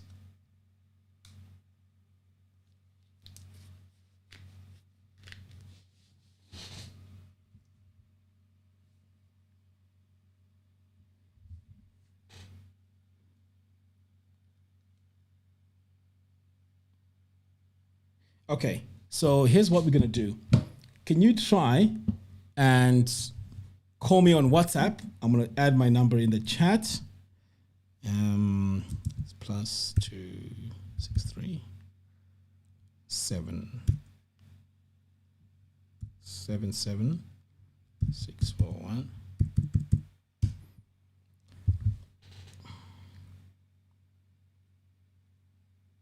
I'm not sure if this is gonna work, but I hope it works. So let me connect my headphones.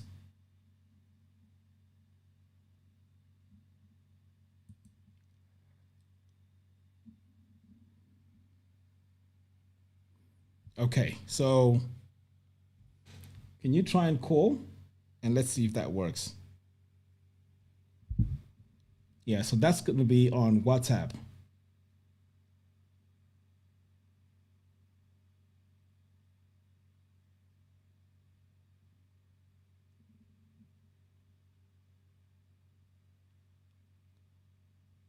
Yes, Saint Napoleon, you're 100% right. I'll need to get another number for my live shows. I agree. So perhaps I would have to get a new number because I'm sure I'll be getting a lot of calls from this. Okay, can someone try to make a call? Let's see if that works. Okay, here we go. Hello? Hi. Okay. Hello, boss. Is this working? Hello. It's me. Hello? Hello, hi. Why is it not working? Hi, he's Jerry. Let me see. Oh, I need to connect my headphones to this. Okay. Can you Is it bear with working me? Let now? me just get one more cable to connect my Okay, headphones. okay. Just bear with me.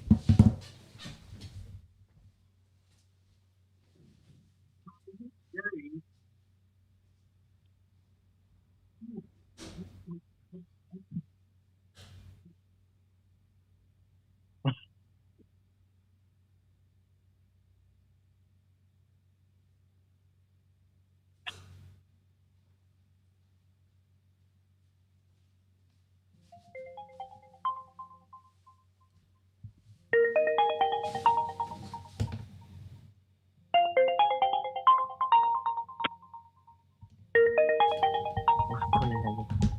Oh, they're calling when I'm here. No.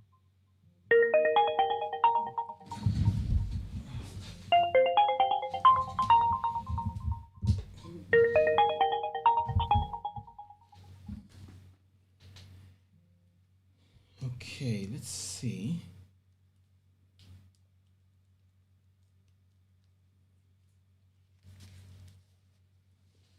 Hello? Hi, Kuda. Is it? Hello? Can you hear me? Hi, now I can hear you. Fantastic. So now, what I'm not sure about is, can people now on the chat hear us? Can you please Yes, type? they can hear us. Are you sure? 100%? Yeah, because I'm watching myself on the screen. All right, that's great. We managed to make it work. Awesome, awesome. Yeah, I had to make sure. Okay, so your name is? Just call me Jerry.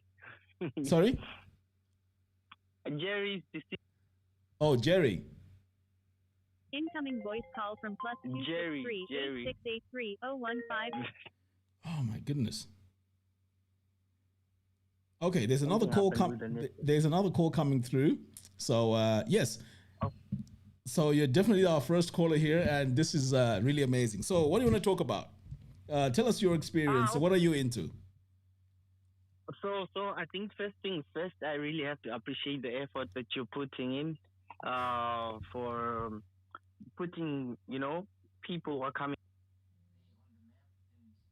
I think I watched your interview with Kelvin the last time. Oh yes. About the farm at I think you were doing something about some guys who scammed you when you were building and some chickens and all those things. Yes.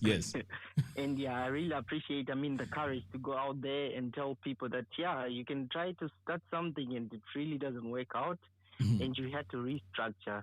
Yes. That one, big ups, man. But then, yeah. No, thank you so much. Two, Yeah, my pleasure. And number two, so I think I'm actually not in Zim right now, but my heart is in Zim, and we are working to invest back home, and these phone farming things and whatever.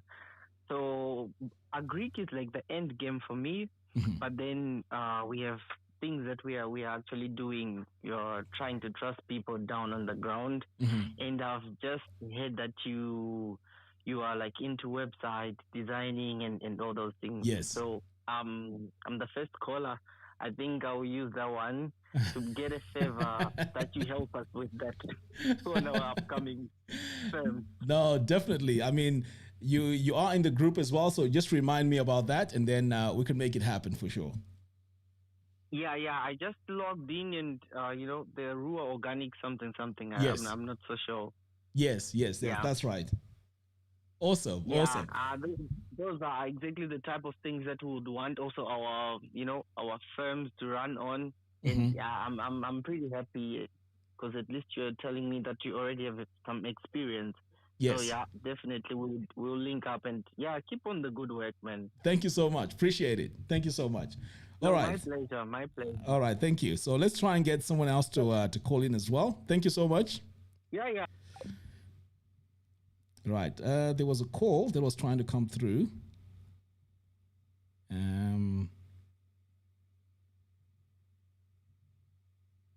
Okay, the caller that was trying to call, can you try again? And let's see if you can make it work.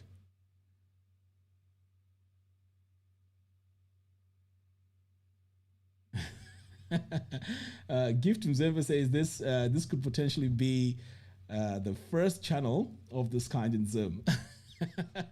I mean, hopefully this is going to be really, really fun,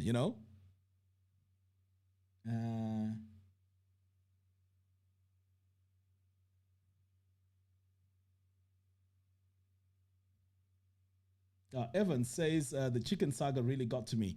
Yeah, what happens with the chickens? This guy, it was very devastating what he did. 1,000 chickens is not a joke. And these are breeds which don't just die like that. They're breeds which were disease resistant. So for these chickens to die like that within a very short space of time was devastating. And the sad thing is the guy had the nerve to say, can you pay me for my holidays that I used to work for? That I used to work. It's crazy. Anyway, let me take this call now. Hello? What happened? Okay, can you call again, please? I don't know what happened. The call just dropped.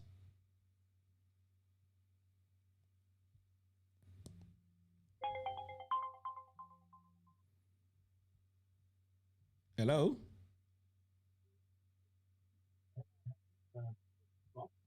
Hello? Ah, man. Why is this happening? Okay, let me try and call back.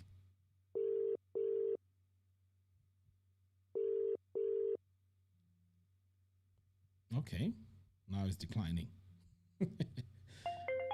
Tinashe, okay. Hello? Hello?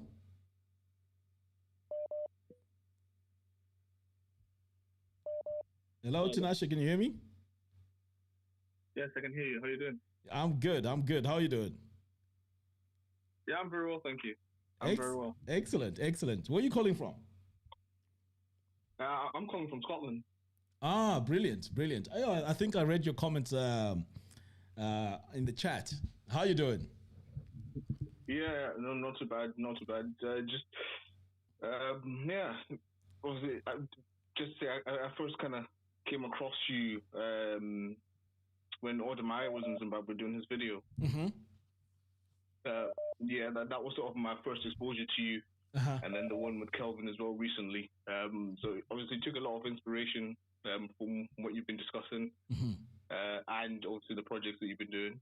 Mm-hmm. And obviously similar to yourself, I'm in the UK and I'm looking to move back because all that glitters ain't gold, I guess is the saying I'll go with. So tell me, how long have you been in the UK? Oh, geez, that's a long time. Probably 21 years now. I came here when I was a kid, pretty much grew up here with my parents. Wow. But it's only in the last sort of 4 years, 5 years, I would say since COVID, really, that's when I've really started to have the urge. I went back in Incoming 2018. voice call from I've been back frequently, but after I went back in 2018 to sort of see family, that's when I started to see a lot more opportunities because I was a little bit more mature then than obviously when I was first going back. Yeah. And then I was there. I haven't been, but I'm now sort of looking to start going back. There's a few things that me and my parents are looking to do in Zim. And yeah, you know, we've had a little bit of what you've gone through in terms of some of the painful lessons, if you will. You know what? I'm actually glad because sometimes you need to have come here, looked at Zimbabwe from a different angle. I mean, I know I had a question earlier on saying, would you do this again? I mean, come back to Zimbabwe, and you know, definitely I would, because we see opportunities here. I mean, and it's amazing because here most of the things have not been done yet. You know, you can go into pretty much any business here, brand it properly, like how it's done over there, you know, in the West. And this can be a winner. And you know what? For us diasporans here on this call, let me tell you something. You know that if you create something that's amazing, trustworthy, clean, and professional, your customers are going to be the same people who are in the diaspora. Easy. You know, so those are great opportunities that we can, you know, create here. And I agree with you. There's a lot of diasporans who are out there. I mean, last time I checked, I think it was 4 million. So you can imagine that's that could be our target audience for doing business. And if we can do professional business where we do things properly with research and everything, I'm sure it's a winner, 100%. Yeah. Yeah, no, completely agree. I think, I've sort of just kind of been watching a lot of your videos lately, especially the ones where you're kind of talking about things to do before coming to Zims, back to Zims, or lessons to sort of learn, because it's kind of different when you come back on holiday compared to sort of when you're coming back sort of in terms of the mindset that you sort of obviously went back with, that, you know, this is now me coming back to try and make things work. Your family was still here, etc. So it's kind of a different thing. So yeah, I've definitely been learning a lot from you, and just wanted to say, please keep posting the videos. There's huge encouragement. No, thank you so much. Thank you so much for your support. Appreciate it. Okay, now you know, not a problem. All right, thanks a lot. Right, guys, you know what is happening here? I'm getting a lot of calls coming in in one go. So for me now to answer them, okay, let me take this one. Hello? Yes, sir, how are you? I'm good. How are you? I am fine. Greenside Farm, I'm going to call you back. Greenside Farm, I'll call you back in a moment, okay? Yes, carry on. Sorry about that. Are you going to call me? No. You are already on the call. There was someone. There was also another call trying to come through. Yeah, so I was just saying that I'm going to call them back. Okay. Yes. So what's your name and where are you calling Okay. from?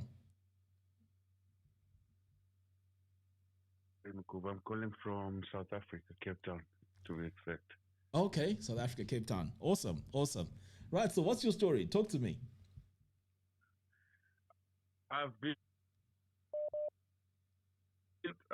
there was a situation that happened to you, and the unfortunate incident is that you happen to employ. So you went through pretty much the same thing? Outside. No, not really, not really. I've been on the ground Okay. most of the time, but I just wanted to ask you a few questions about the journey that you went like with. I think the line is really bad, you know? I can hear you a little bit and then you're cutting off. Okay, let me try to call you back again. Yeah, please try and call me back again.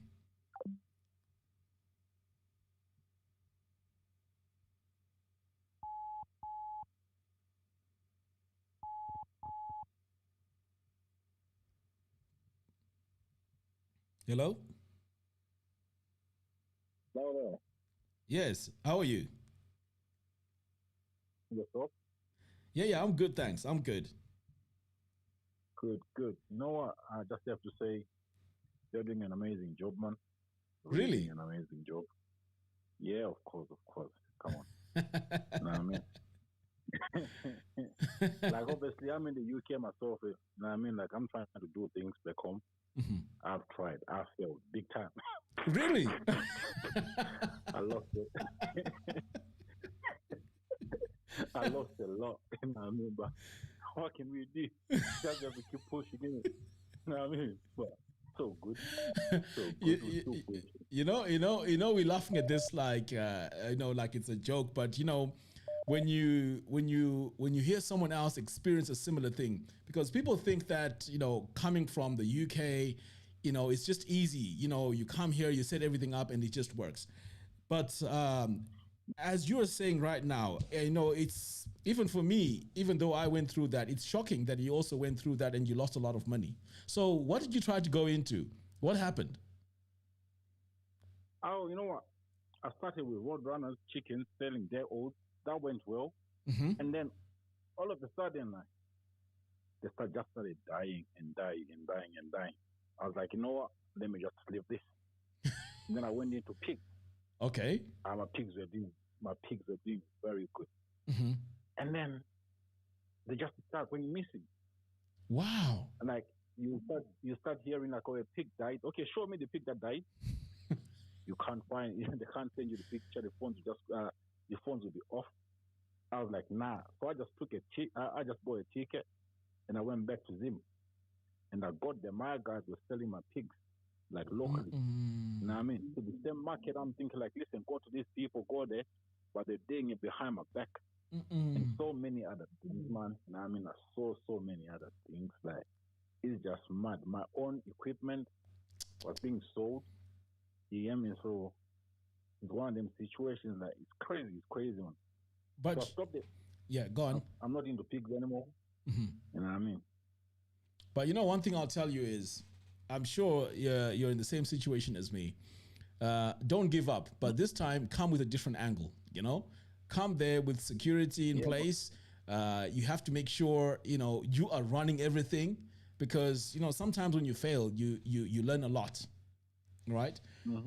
Yeah, but just come prepared this time and make sure you have quite a lot on the ground to work with, and I'm sure you can make it happen. Of course. Like now, I've gone into something a bit more manageable. You know what I mean? I'm into Broilers now. I'm doing my pilot project. Like, I'm just testing the market. You know what I mean? You know why I'm laughing? You know what I mean? I mean, you're going through the same sort of journey as I'm doing. I did the pilot project as well, just to test the market to see how things are. And so far for me, it's positive. You know, it's really positive. Yeah, it is positive, because my thing now is I'm not really looking at the retail market. Now I'm trying to say, I'm only focusing more on the wholesale market. I don't want retail. I just want someone to come and take all the chickens, clear everything, get my money at once. I don't want someone to buy one chicken there, because I can't account for that money. You know what I mean? Okay. Just take all the chickens and go. You know what I mean? I'll make my 80 cents. I'm fine. Yes. You know what I mean? Yeah. You know, it's funny because there was one guy I was speaking to. He's a farmer here.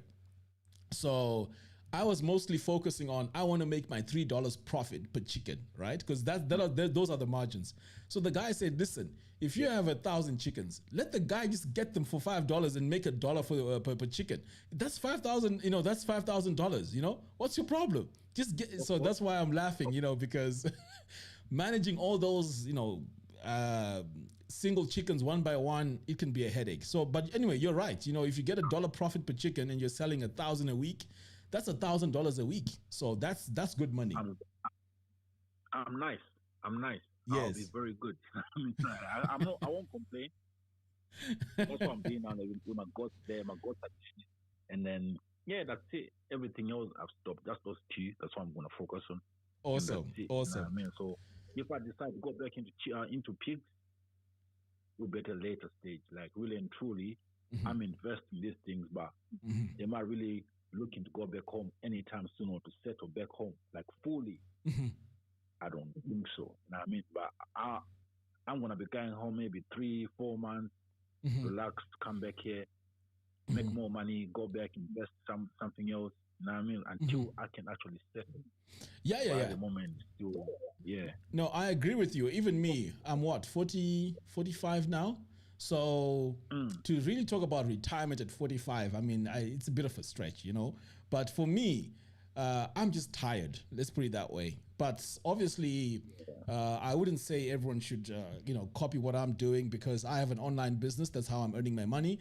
And I can work from anywhere. I mean, I'm working here from Zimbabwe as we speak. So for someone else who's as young as you, of course, you want to go there, work, put some money together, come in, purchase something, and just do that until, for the next, say, 15, 20 years, until you completely retire.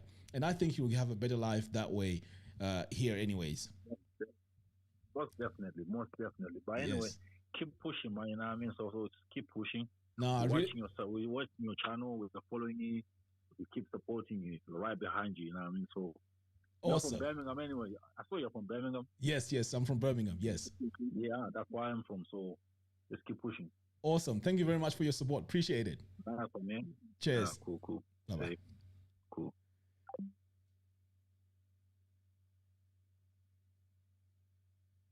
Wow, guys, you know what? Trying to multitask. I'm looking at the comments here, and I'm also trying to do the calls. Right, let me try and call back. Mcheche here.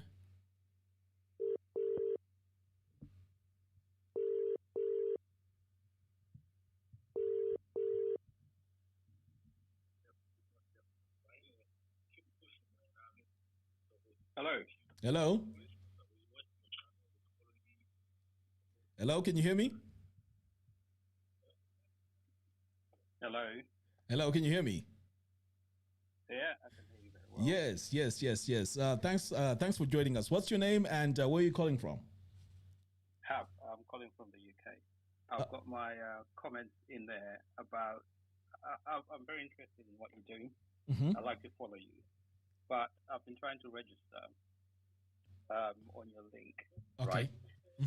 What you'll find is that if you're trying to register with a Hotmail address, you can't receive the email.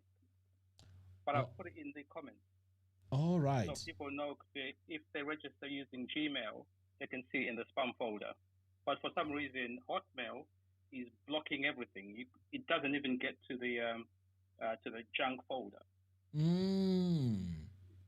Just so you're aware, because your domain is, I remember, xcloud.email.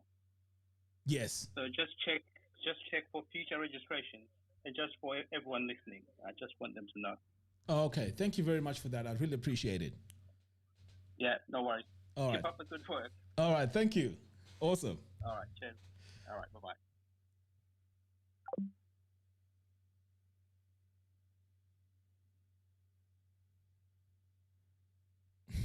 Guys, this is becoming like a radio show.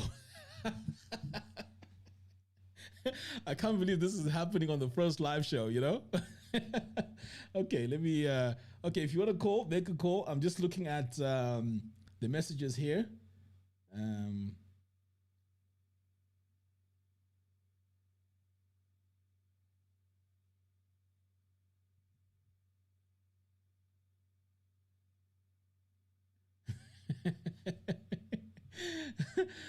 Gift Mzemba agrees with me here about retiring at 45. Okay, thanks, Jerry.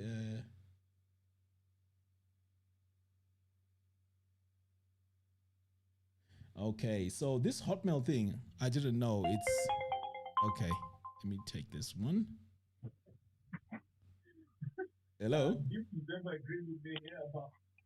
Hello. Hello. Yes. I called earlier. Am I clear now? Yeah, you're much clear. Much clear. Yes. What was your name again, and where did you say you're calling from?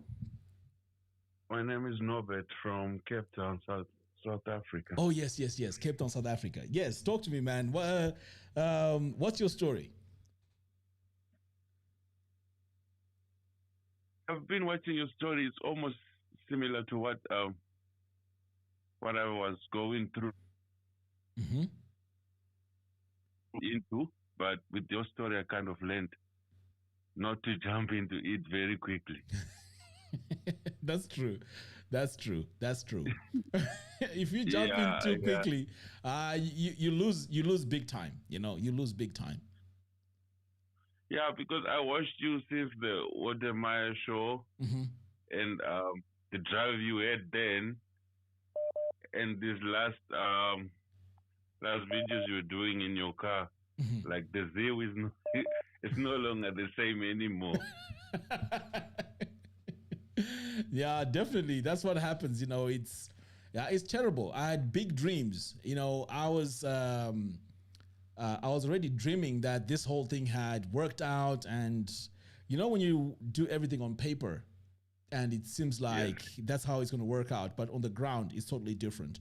So that's really what happened. But like I said, you know, it's a learning process, and if I can carry this movement so that those that fail as well do not just give up, and just keep trying to work and make it work. This time, of course, with a bit of knowledge behind it and also experiences from others. I think this can be really good.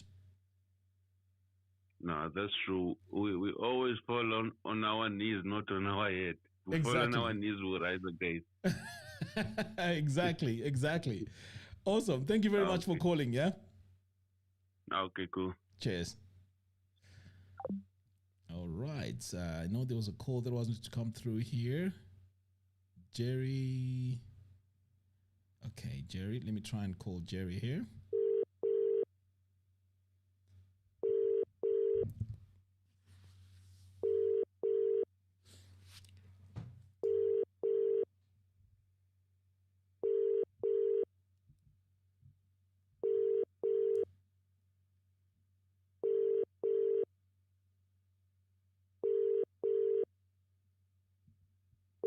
Okay, Jerry's not picking up. Oh my goodness. Anyways,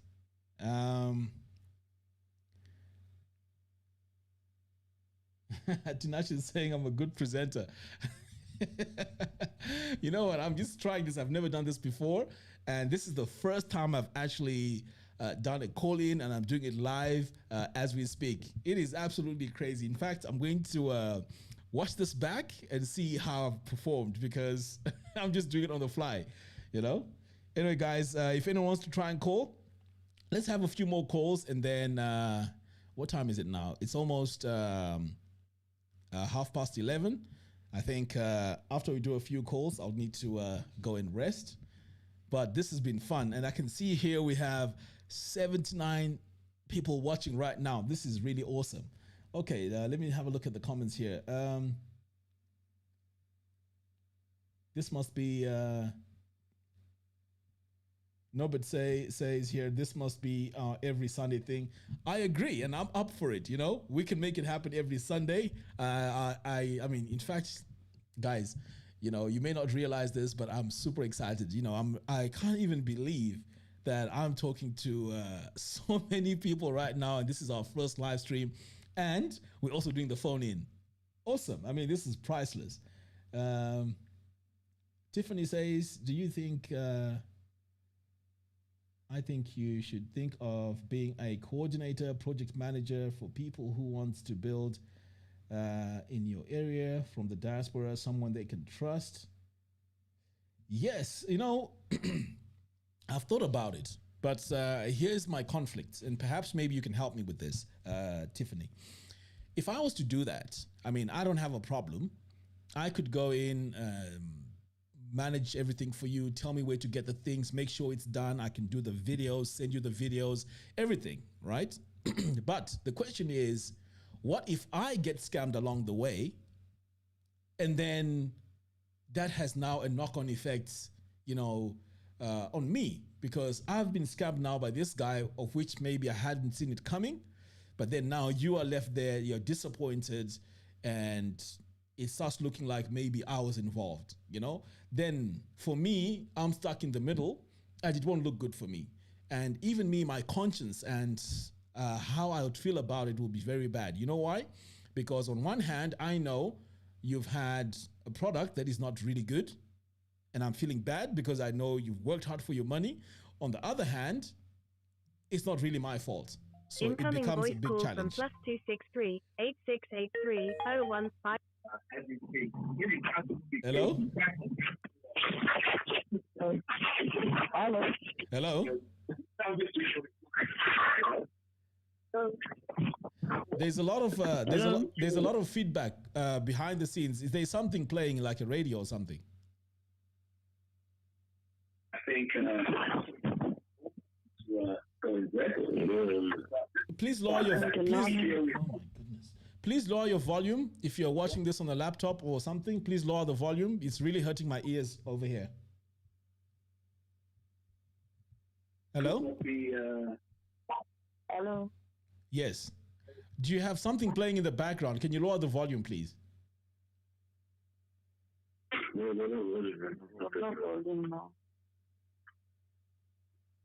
Is that Ruwa Organics? Yes, it is. Oh, okay. Yes, how are you? Yeah, fine. How are you? Yeah, I'm not too bad. We're just watching. I don't know why it looks like when we are watching on tele, we are behind, maybe. Yes, don't watch it on the TV or on the laptop. There's always a delay with YouTube when we live stream. There's a delay, a few seconds. Okay. Yes. Anyway, so what's your name and where are you calling from? Mr. and Mrs. Mashingwa, we are calling from the UK. Okay, nice. Good to have you on the show. Talk to me. What do you want to share with us? Just wanted to say we enjoy what you are doing. We are also into farming and some businesses. Oh, nice. Where are you doing your farming? We've got a plot in Rainham and another one in Chegutu, but at the moment we're in the UK. You know, I've actually heard of a few things about Rainham. Is it a good area, and do they have title deeds for those plots?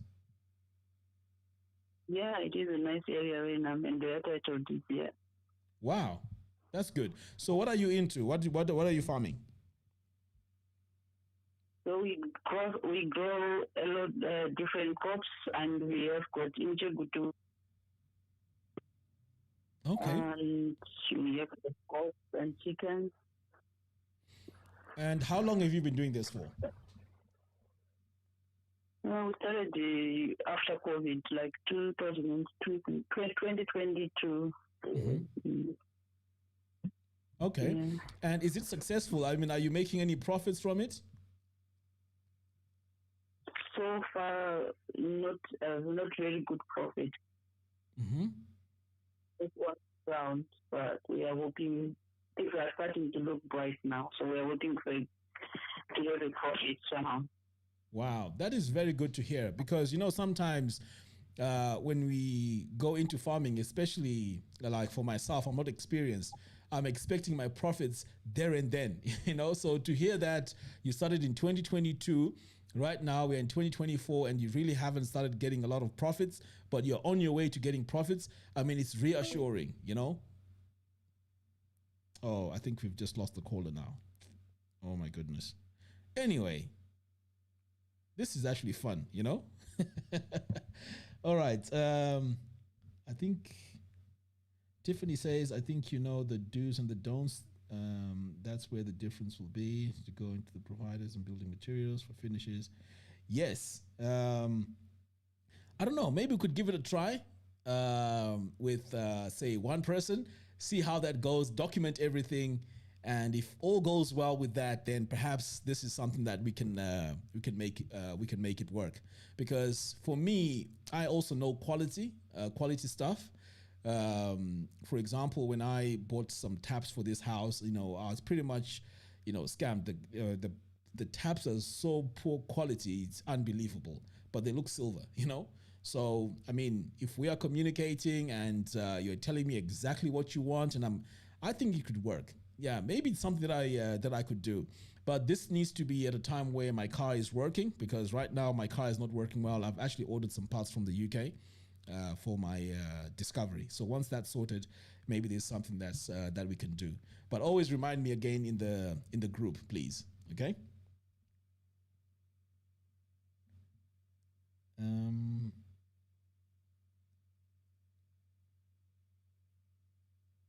Nobert says we need to make the studio look better for our show. I'll provide lighting. That's awesome. Now, Nobert, please don't just say you provide lighting and then you don't provide it. Because if you're saying you're going to do it, let's make it happen. Because if we can make this show a proper show where people tune in and we're all having fun, we're all learning, I think this would be a great thing. But yes, I agree with you 100%. This studio needs to have better lighting and a better setup as well, because right now it's just a desk and a basic light in front of me. But yes, if you want to help, I'll definitely appreciate that. Okay.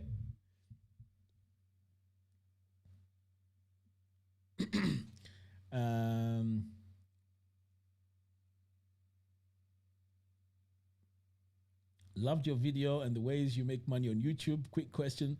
What tools are you using? I love your video quality, especially the sound quality. Can you please tell us the catalog? Yes, I can tell you what I'm using. This microphone only costs £100. The mixer here, it's a Rode Caster Pro. It's a bit expensive. I think it's about £400. And then this is an MacBook Pro. And for the video, I use my iPhone. Pretty much that's it. That's it. Okay. Tiffany, okay, please do. I will be rooting for you. Yes, I started watching you today and I will follow you. Thank you very much for that. Appreciate it.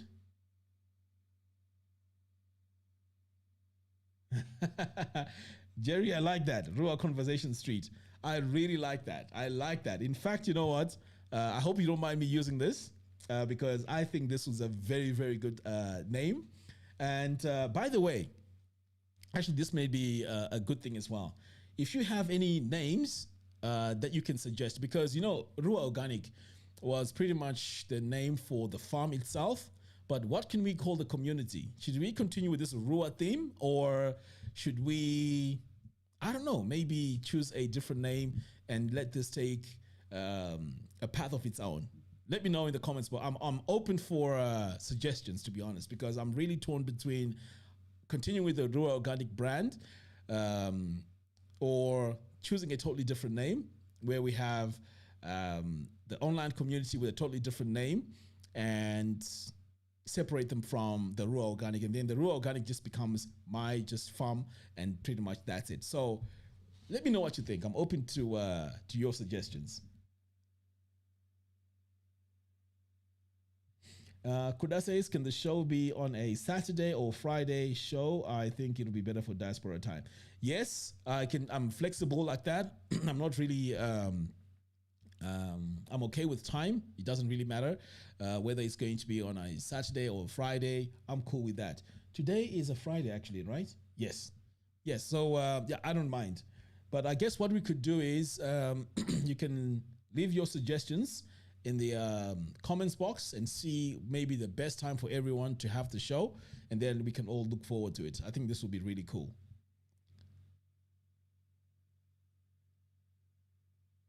Tinashe says, definitely meeting you first week of October. Yeah, sure.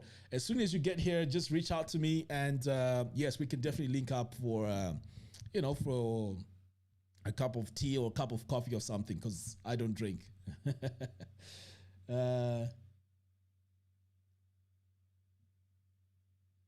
Right. Evan says, how do you manage to bridge the distance between you and your family? Because so many people want to retire back home. Right. So you see, when it comes to the family, I make sure that 6 months I go to the UK. I mean, this time around, I haven't done it, but the plan is to after 6 months, spend about 3-4 weeks over there and then come back. And then they also come over here as well for a couple of weeks, like that, until we're able to all live together in one place. So this time around, this was the longest, because I think I was here for about 1 year and 6 months before I saw my family. So right now they're here because of school holidays, but yeah, it is very, very tough. It's very, very tough. But yeah, you need to plan a way that you look at the tickets, see where they're cheap, and that's the time you want to travel to see your family, and then they can travel over here as well, like that initially to start off with. Crafter says, call it plus 263. That's cool. Plus 263.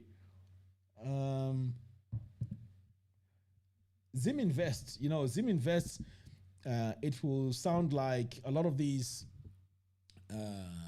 companies, most of them start with Zim something, Zim Fest, Zim this, Zim that, Zim that. So Zim Invest will sound like it's something from something that was done before, or maybe a part of another project. It needs to be something totally different, something also fancy. It doesn't even matter if it's a Shona name, but if it's a Shona name, it needs to be very short.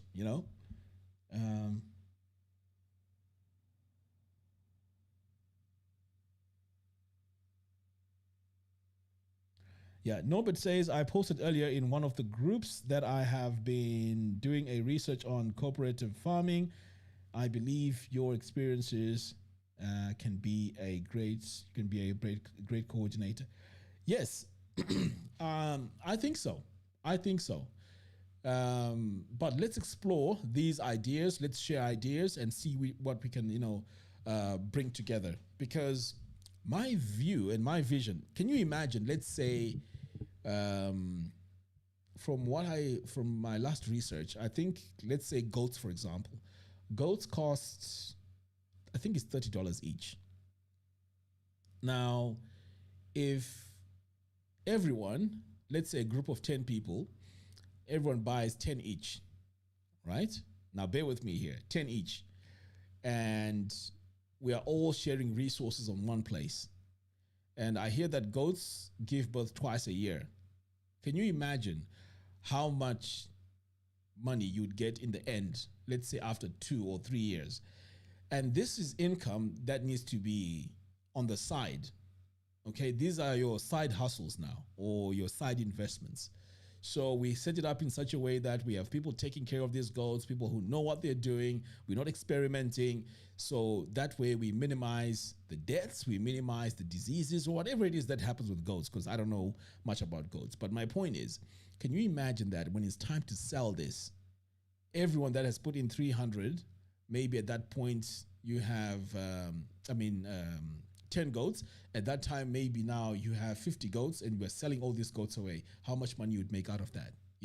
These are the sort of ways we're supposed to be thinking about money, rather than just thinking that money comes through just working. These are the sort of things that could work, especially if we are a group of people that are trustworthy.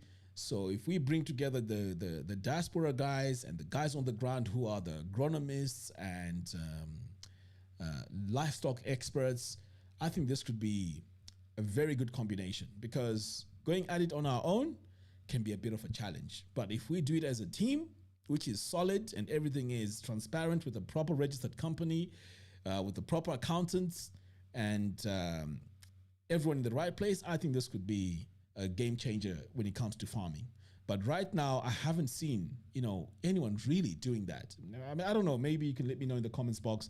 Perhaps maybe there are people doing this already, but I haven't seen this. But this could be something that could be really good.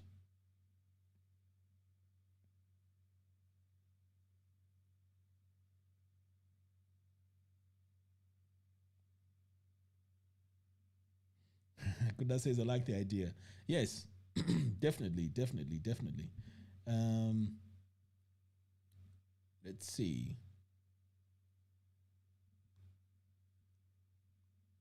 Any more questions or comments? Daughter of Zion says, but being on the first time live show, I'll give it a 10 out of 10. Wow. That is awesome. 10 out of 10. That's a very high mark, Anyway, thanks a lot for that. Appreciate it.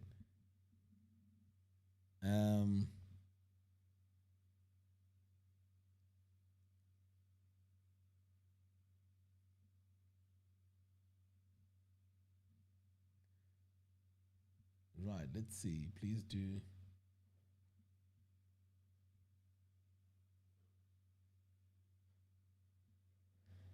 Right, guys, I am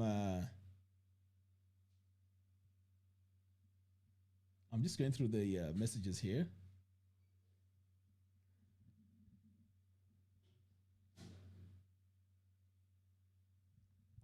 Famous Drags says,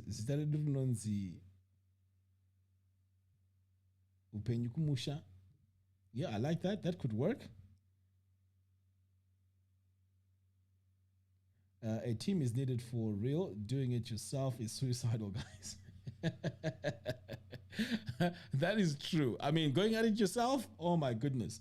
I mean, for me, I've actually worked it out, and I would say for me to have a proper functioning setup that I want for my broiler chickens, where I can have batches of 2,000, 2,000, 2,000, 2,000 every week, it will take me about 5 years for me to have everything in place. About 5 years, because just the chicken runs, the solar systems, the setup where I'll be making my own feed, the mixers and everything, and the grinding mill. We're talking about lights, security, cameras. We're also talking about the chickens themselves, the security. I mean, it will take me about 4 years, to be honest, if I'm to go at it myself. And remember, we're also going to need refrigeration, because those type of numbers, you're going to need a blast freezer, which will need a very solid solar system. We probably need like a 10 kVA. And these things are, expensive, so this will probably take me about 4 years to do it myself. But if we do it as a team where everything is proper on paper and it has lawyers involved, I think this will be a game changer for sure. But anyway, that's just my thought. Kraft says, how old are you? I'm 46 years old.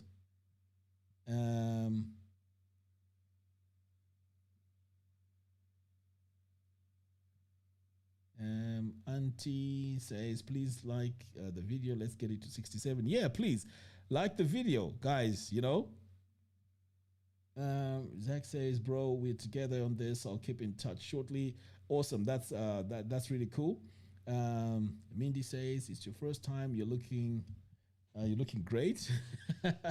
Right. I appreciate that, because like I said, I've never done a live call-in show like this. So yeah, this is pretty cool.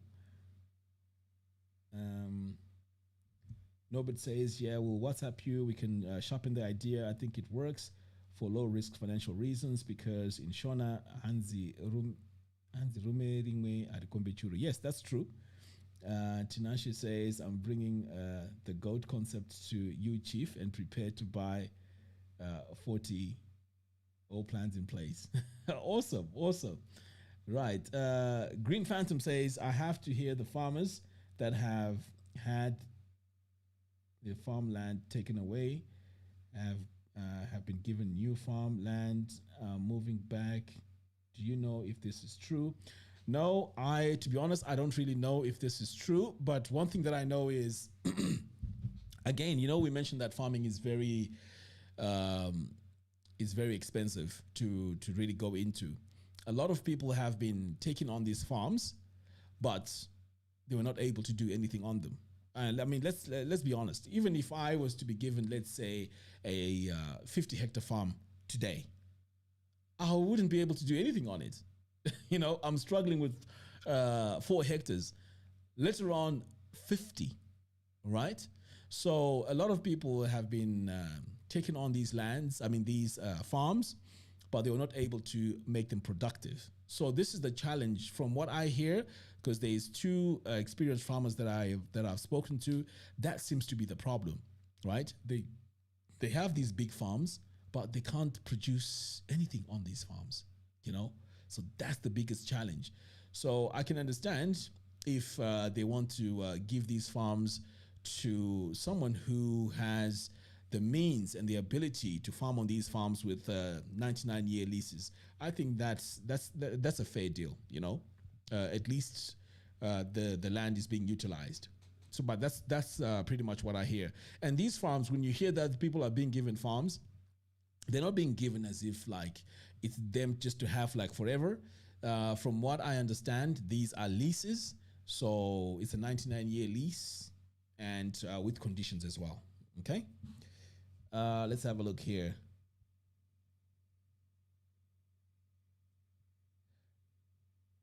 Impacted Life, based in Birmingham, in the UK. Fungai is saying, I'm planning to do rural tourism. What do I think of the idea? Right.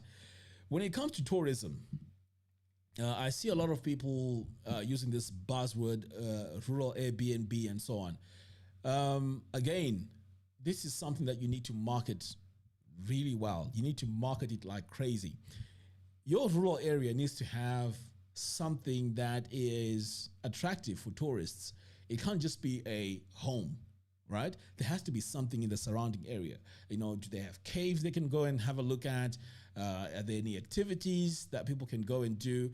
Because again, if we look at what happens in the UK, I know I've been to a place called Center Parks. The place is enclosed. It's in a forest, but it's full of activities, It's full of activities. There's a bit of canoeing here. There's games for the kids. There's slides. There's swimming pools. But it's all in what? In one big enclosed place. That works.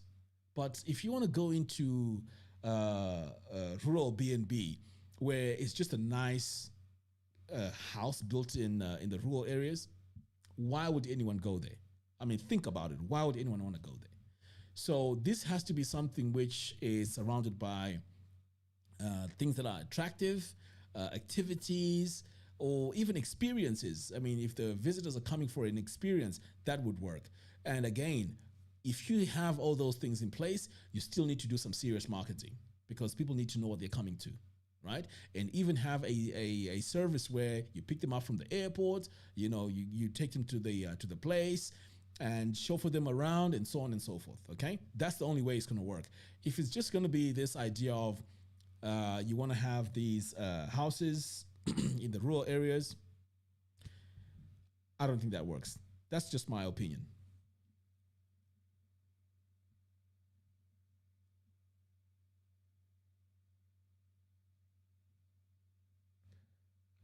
Two devices are open at the same time. Mindy, can you expand on that? What are you referring to? Two devices are open at the same time. Are you referring to my setup here or what?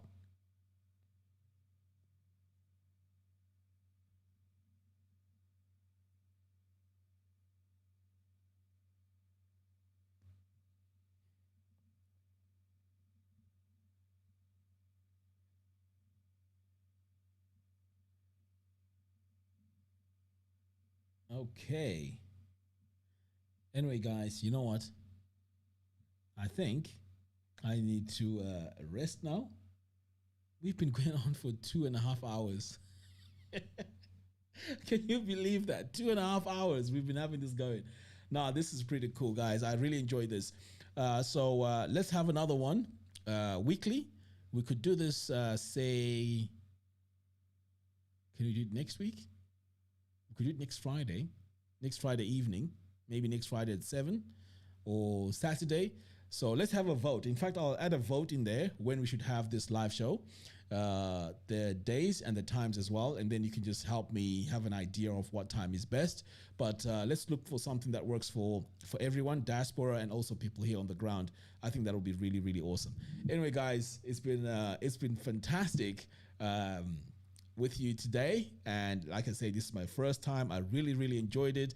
I like the spirit that you guys brought to the channel, to the live show, including the phone calls. You guys were brave because it's not easy, just to be, on a live call. And this is live, guys. You know what I mean? This is like real live. So it's not easy. I know how it is. And you've made me very comfortable on camera as well. And also on the phones. I was beginning to sound like a radio DJ. But anyway, no, I really, really appreciate it, guys. Thanks a lot. And I'm going to rest now. And let's keep chatting. I would appreciate it if you like the videos, share them, and also in the group, make sure you spread the word, get as many people who are like-minded to join the group. If you have any WhatsApp groups, please share the link so we can have as many people as possible to join. I believe that the more like-minded people we have, we can grow together as a group. Because if you try to have it, if you try to go at it alone, it's going to be very, very difficult. So anyway, guys, have a great weekend. Thank you very much for joining me today, and we'll talk again soon. All right, guys, take care.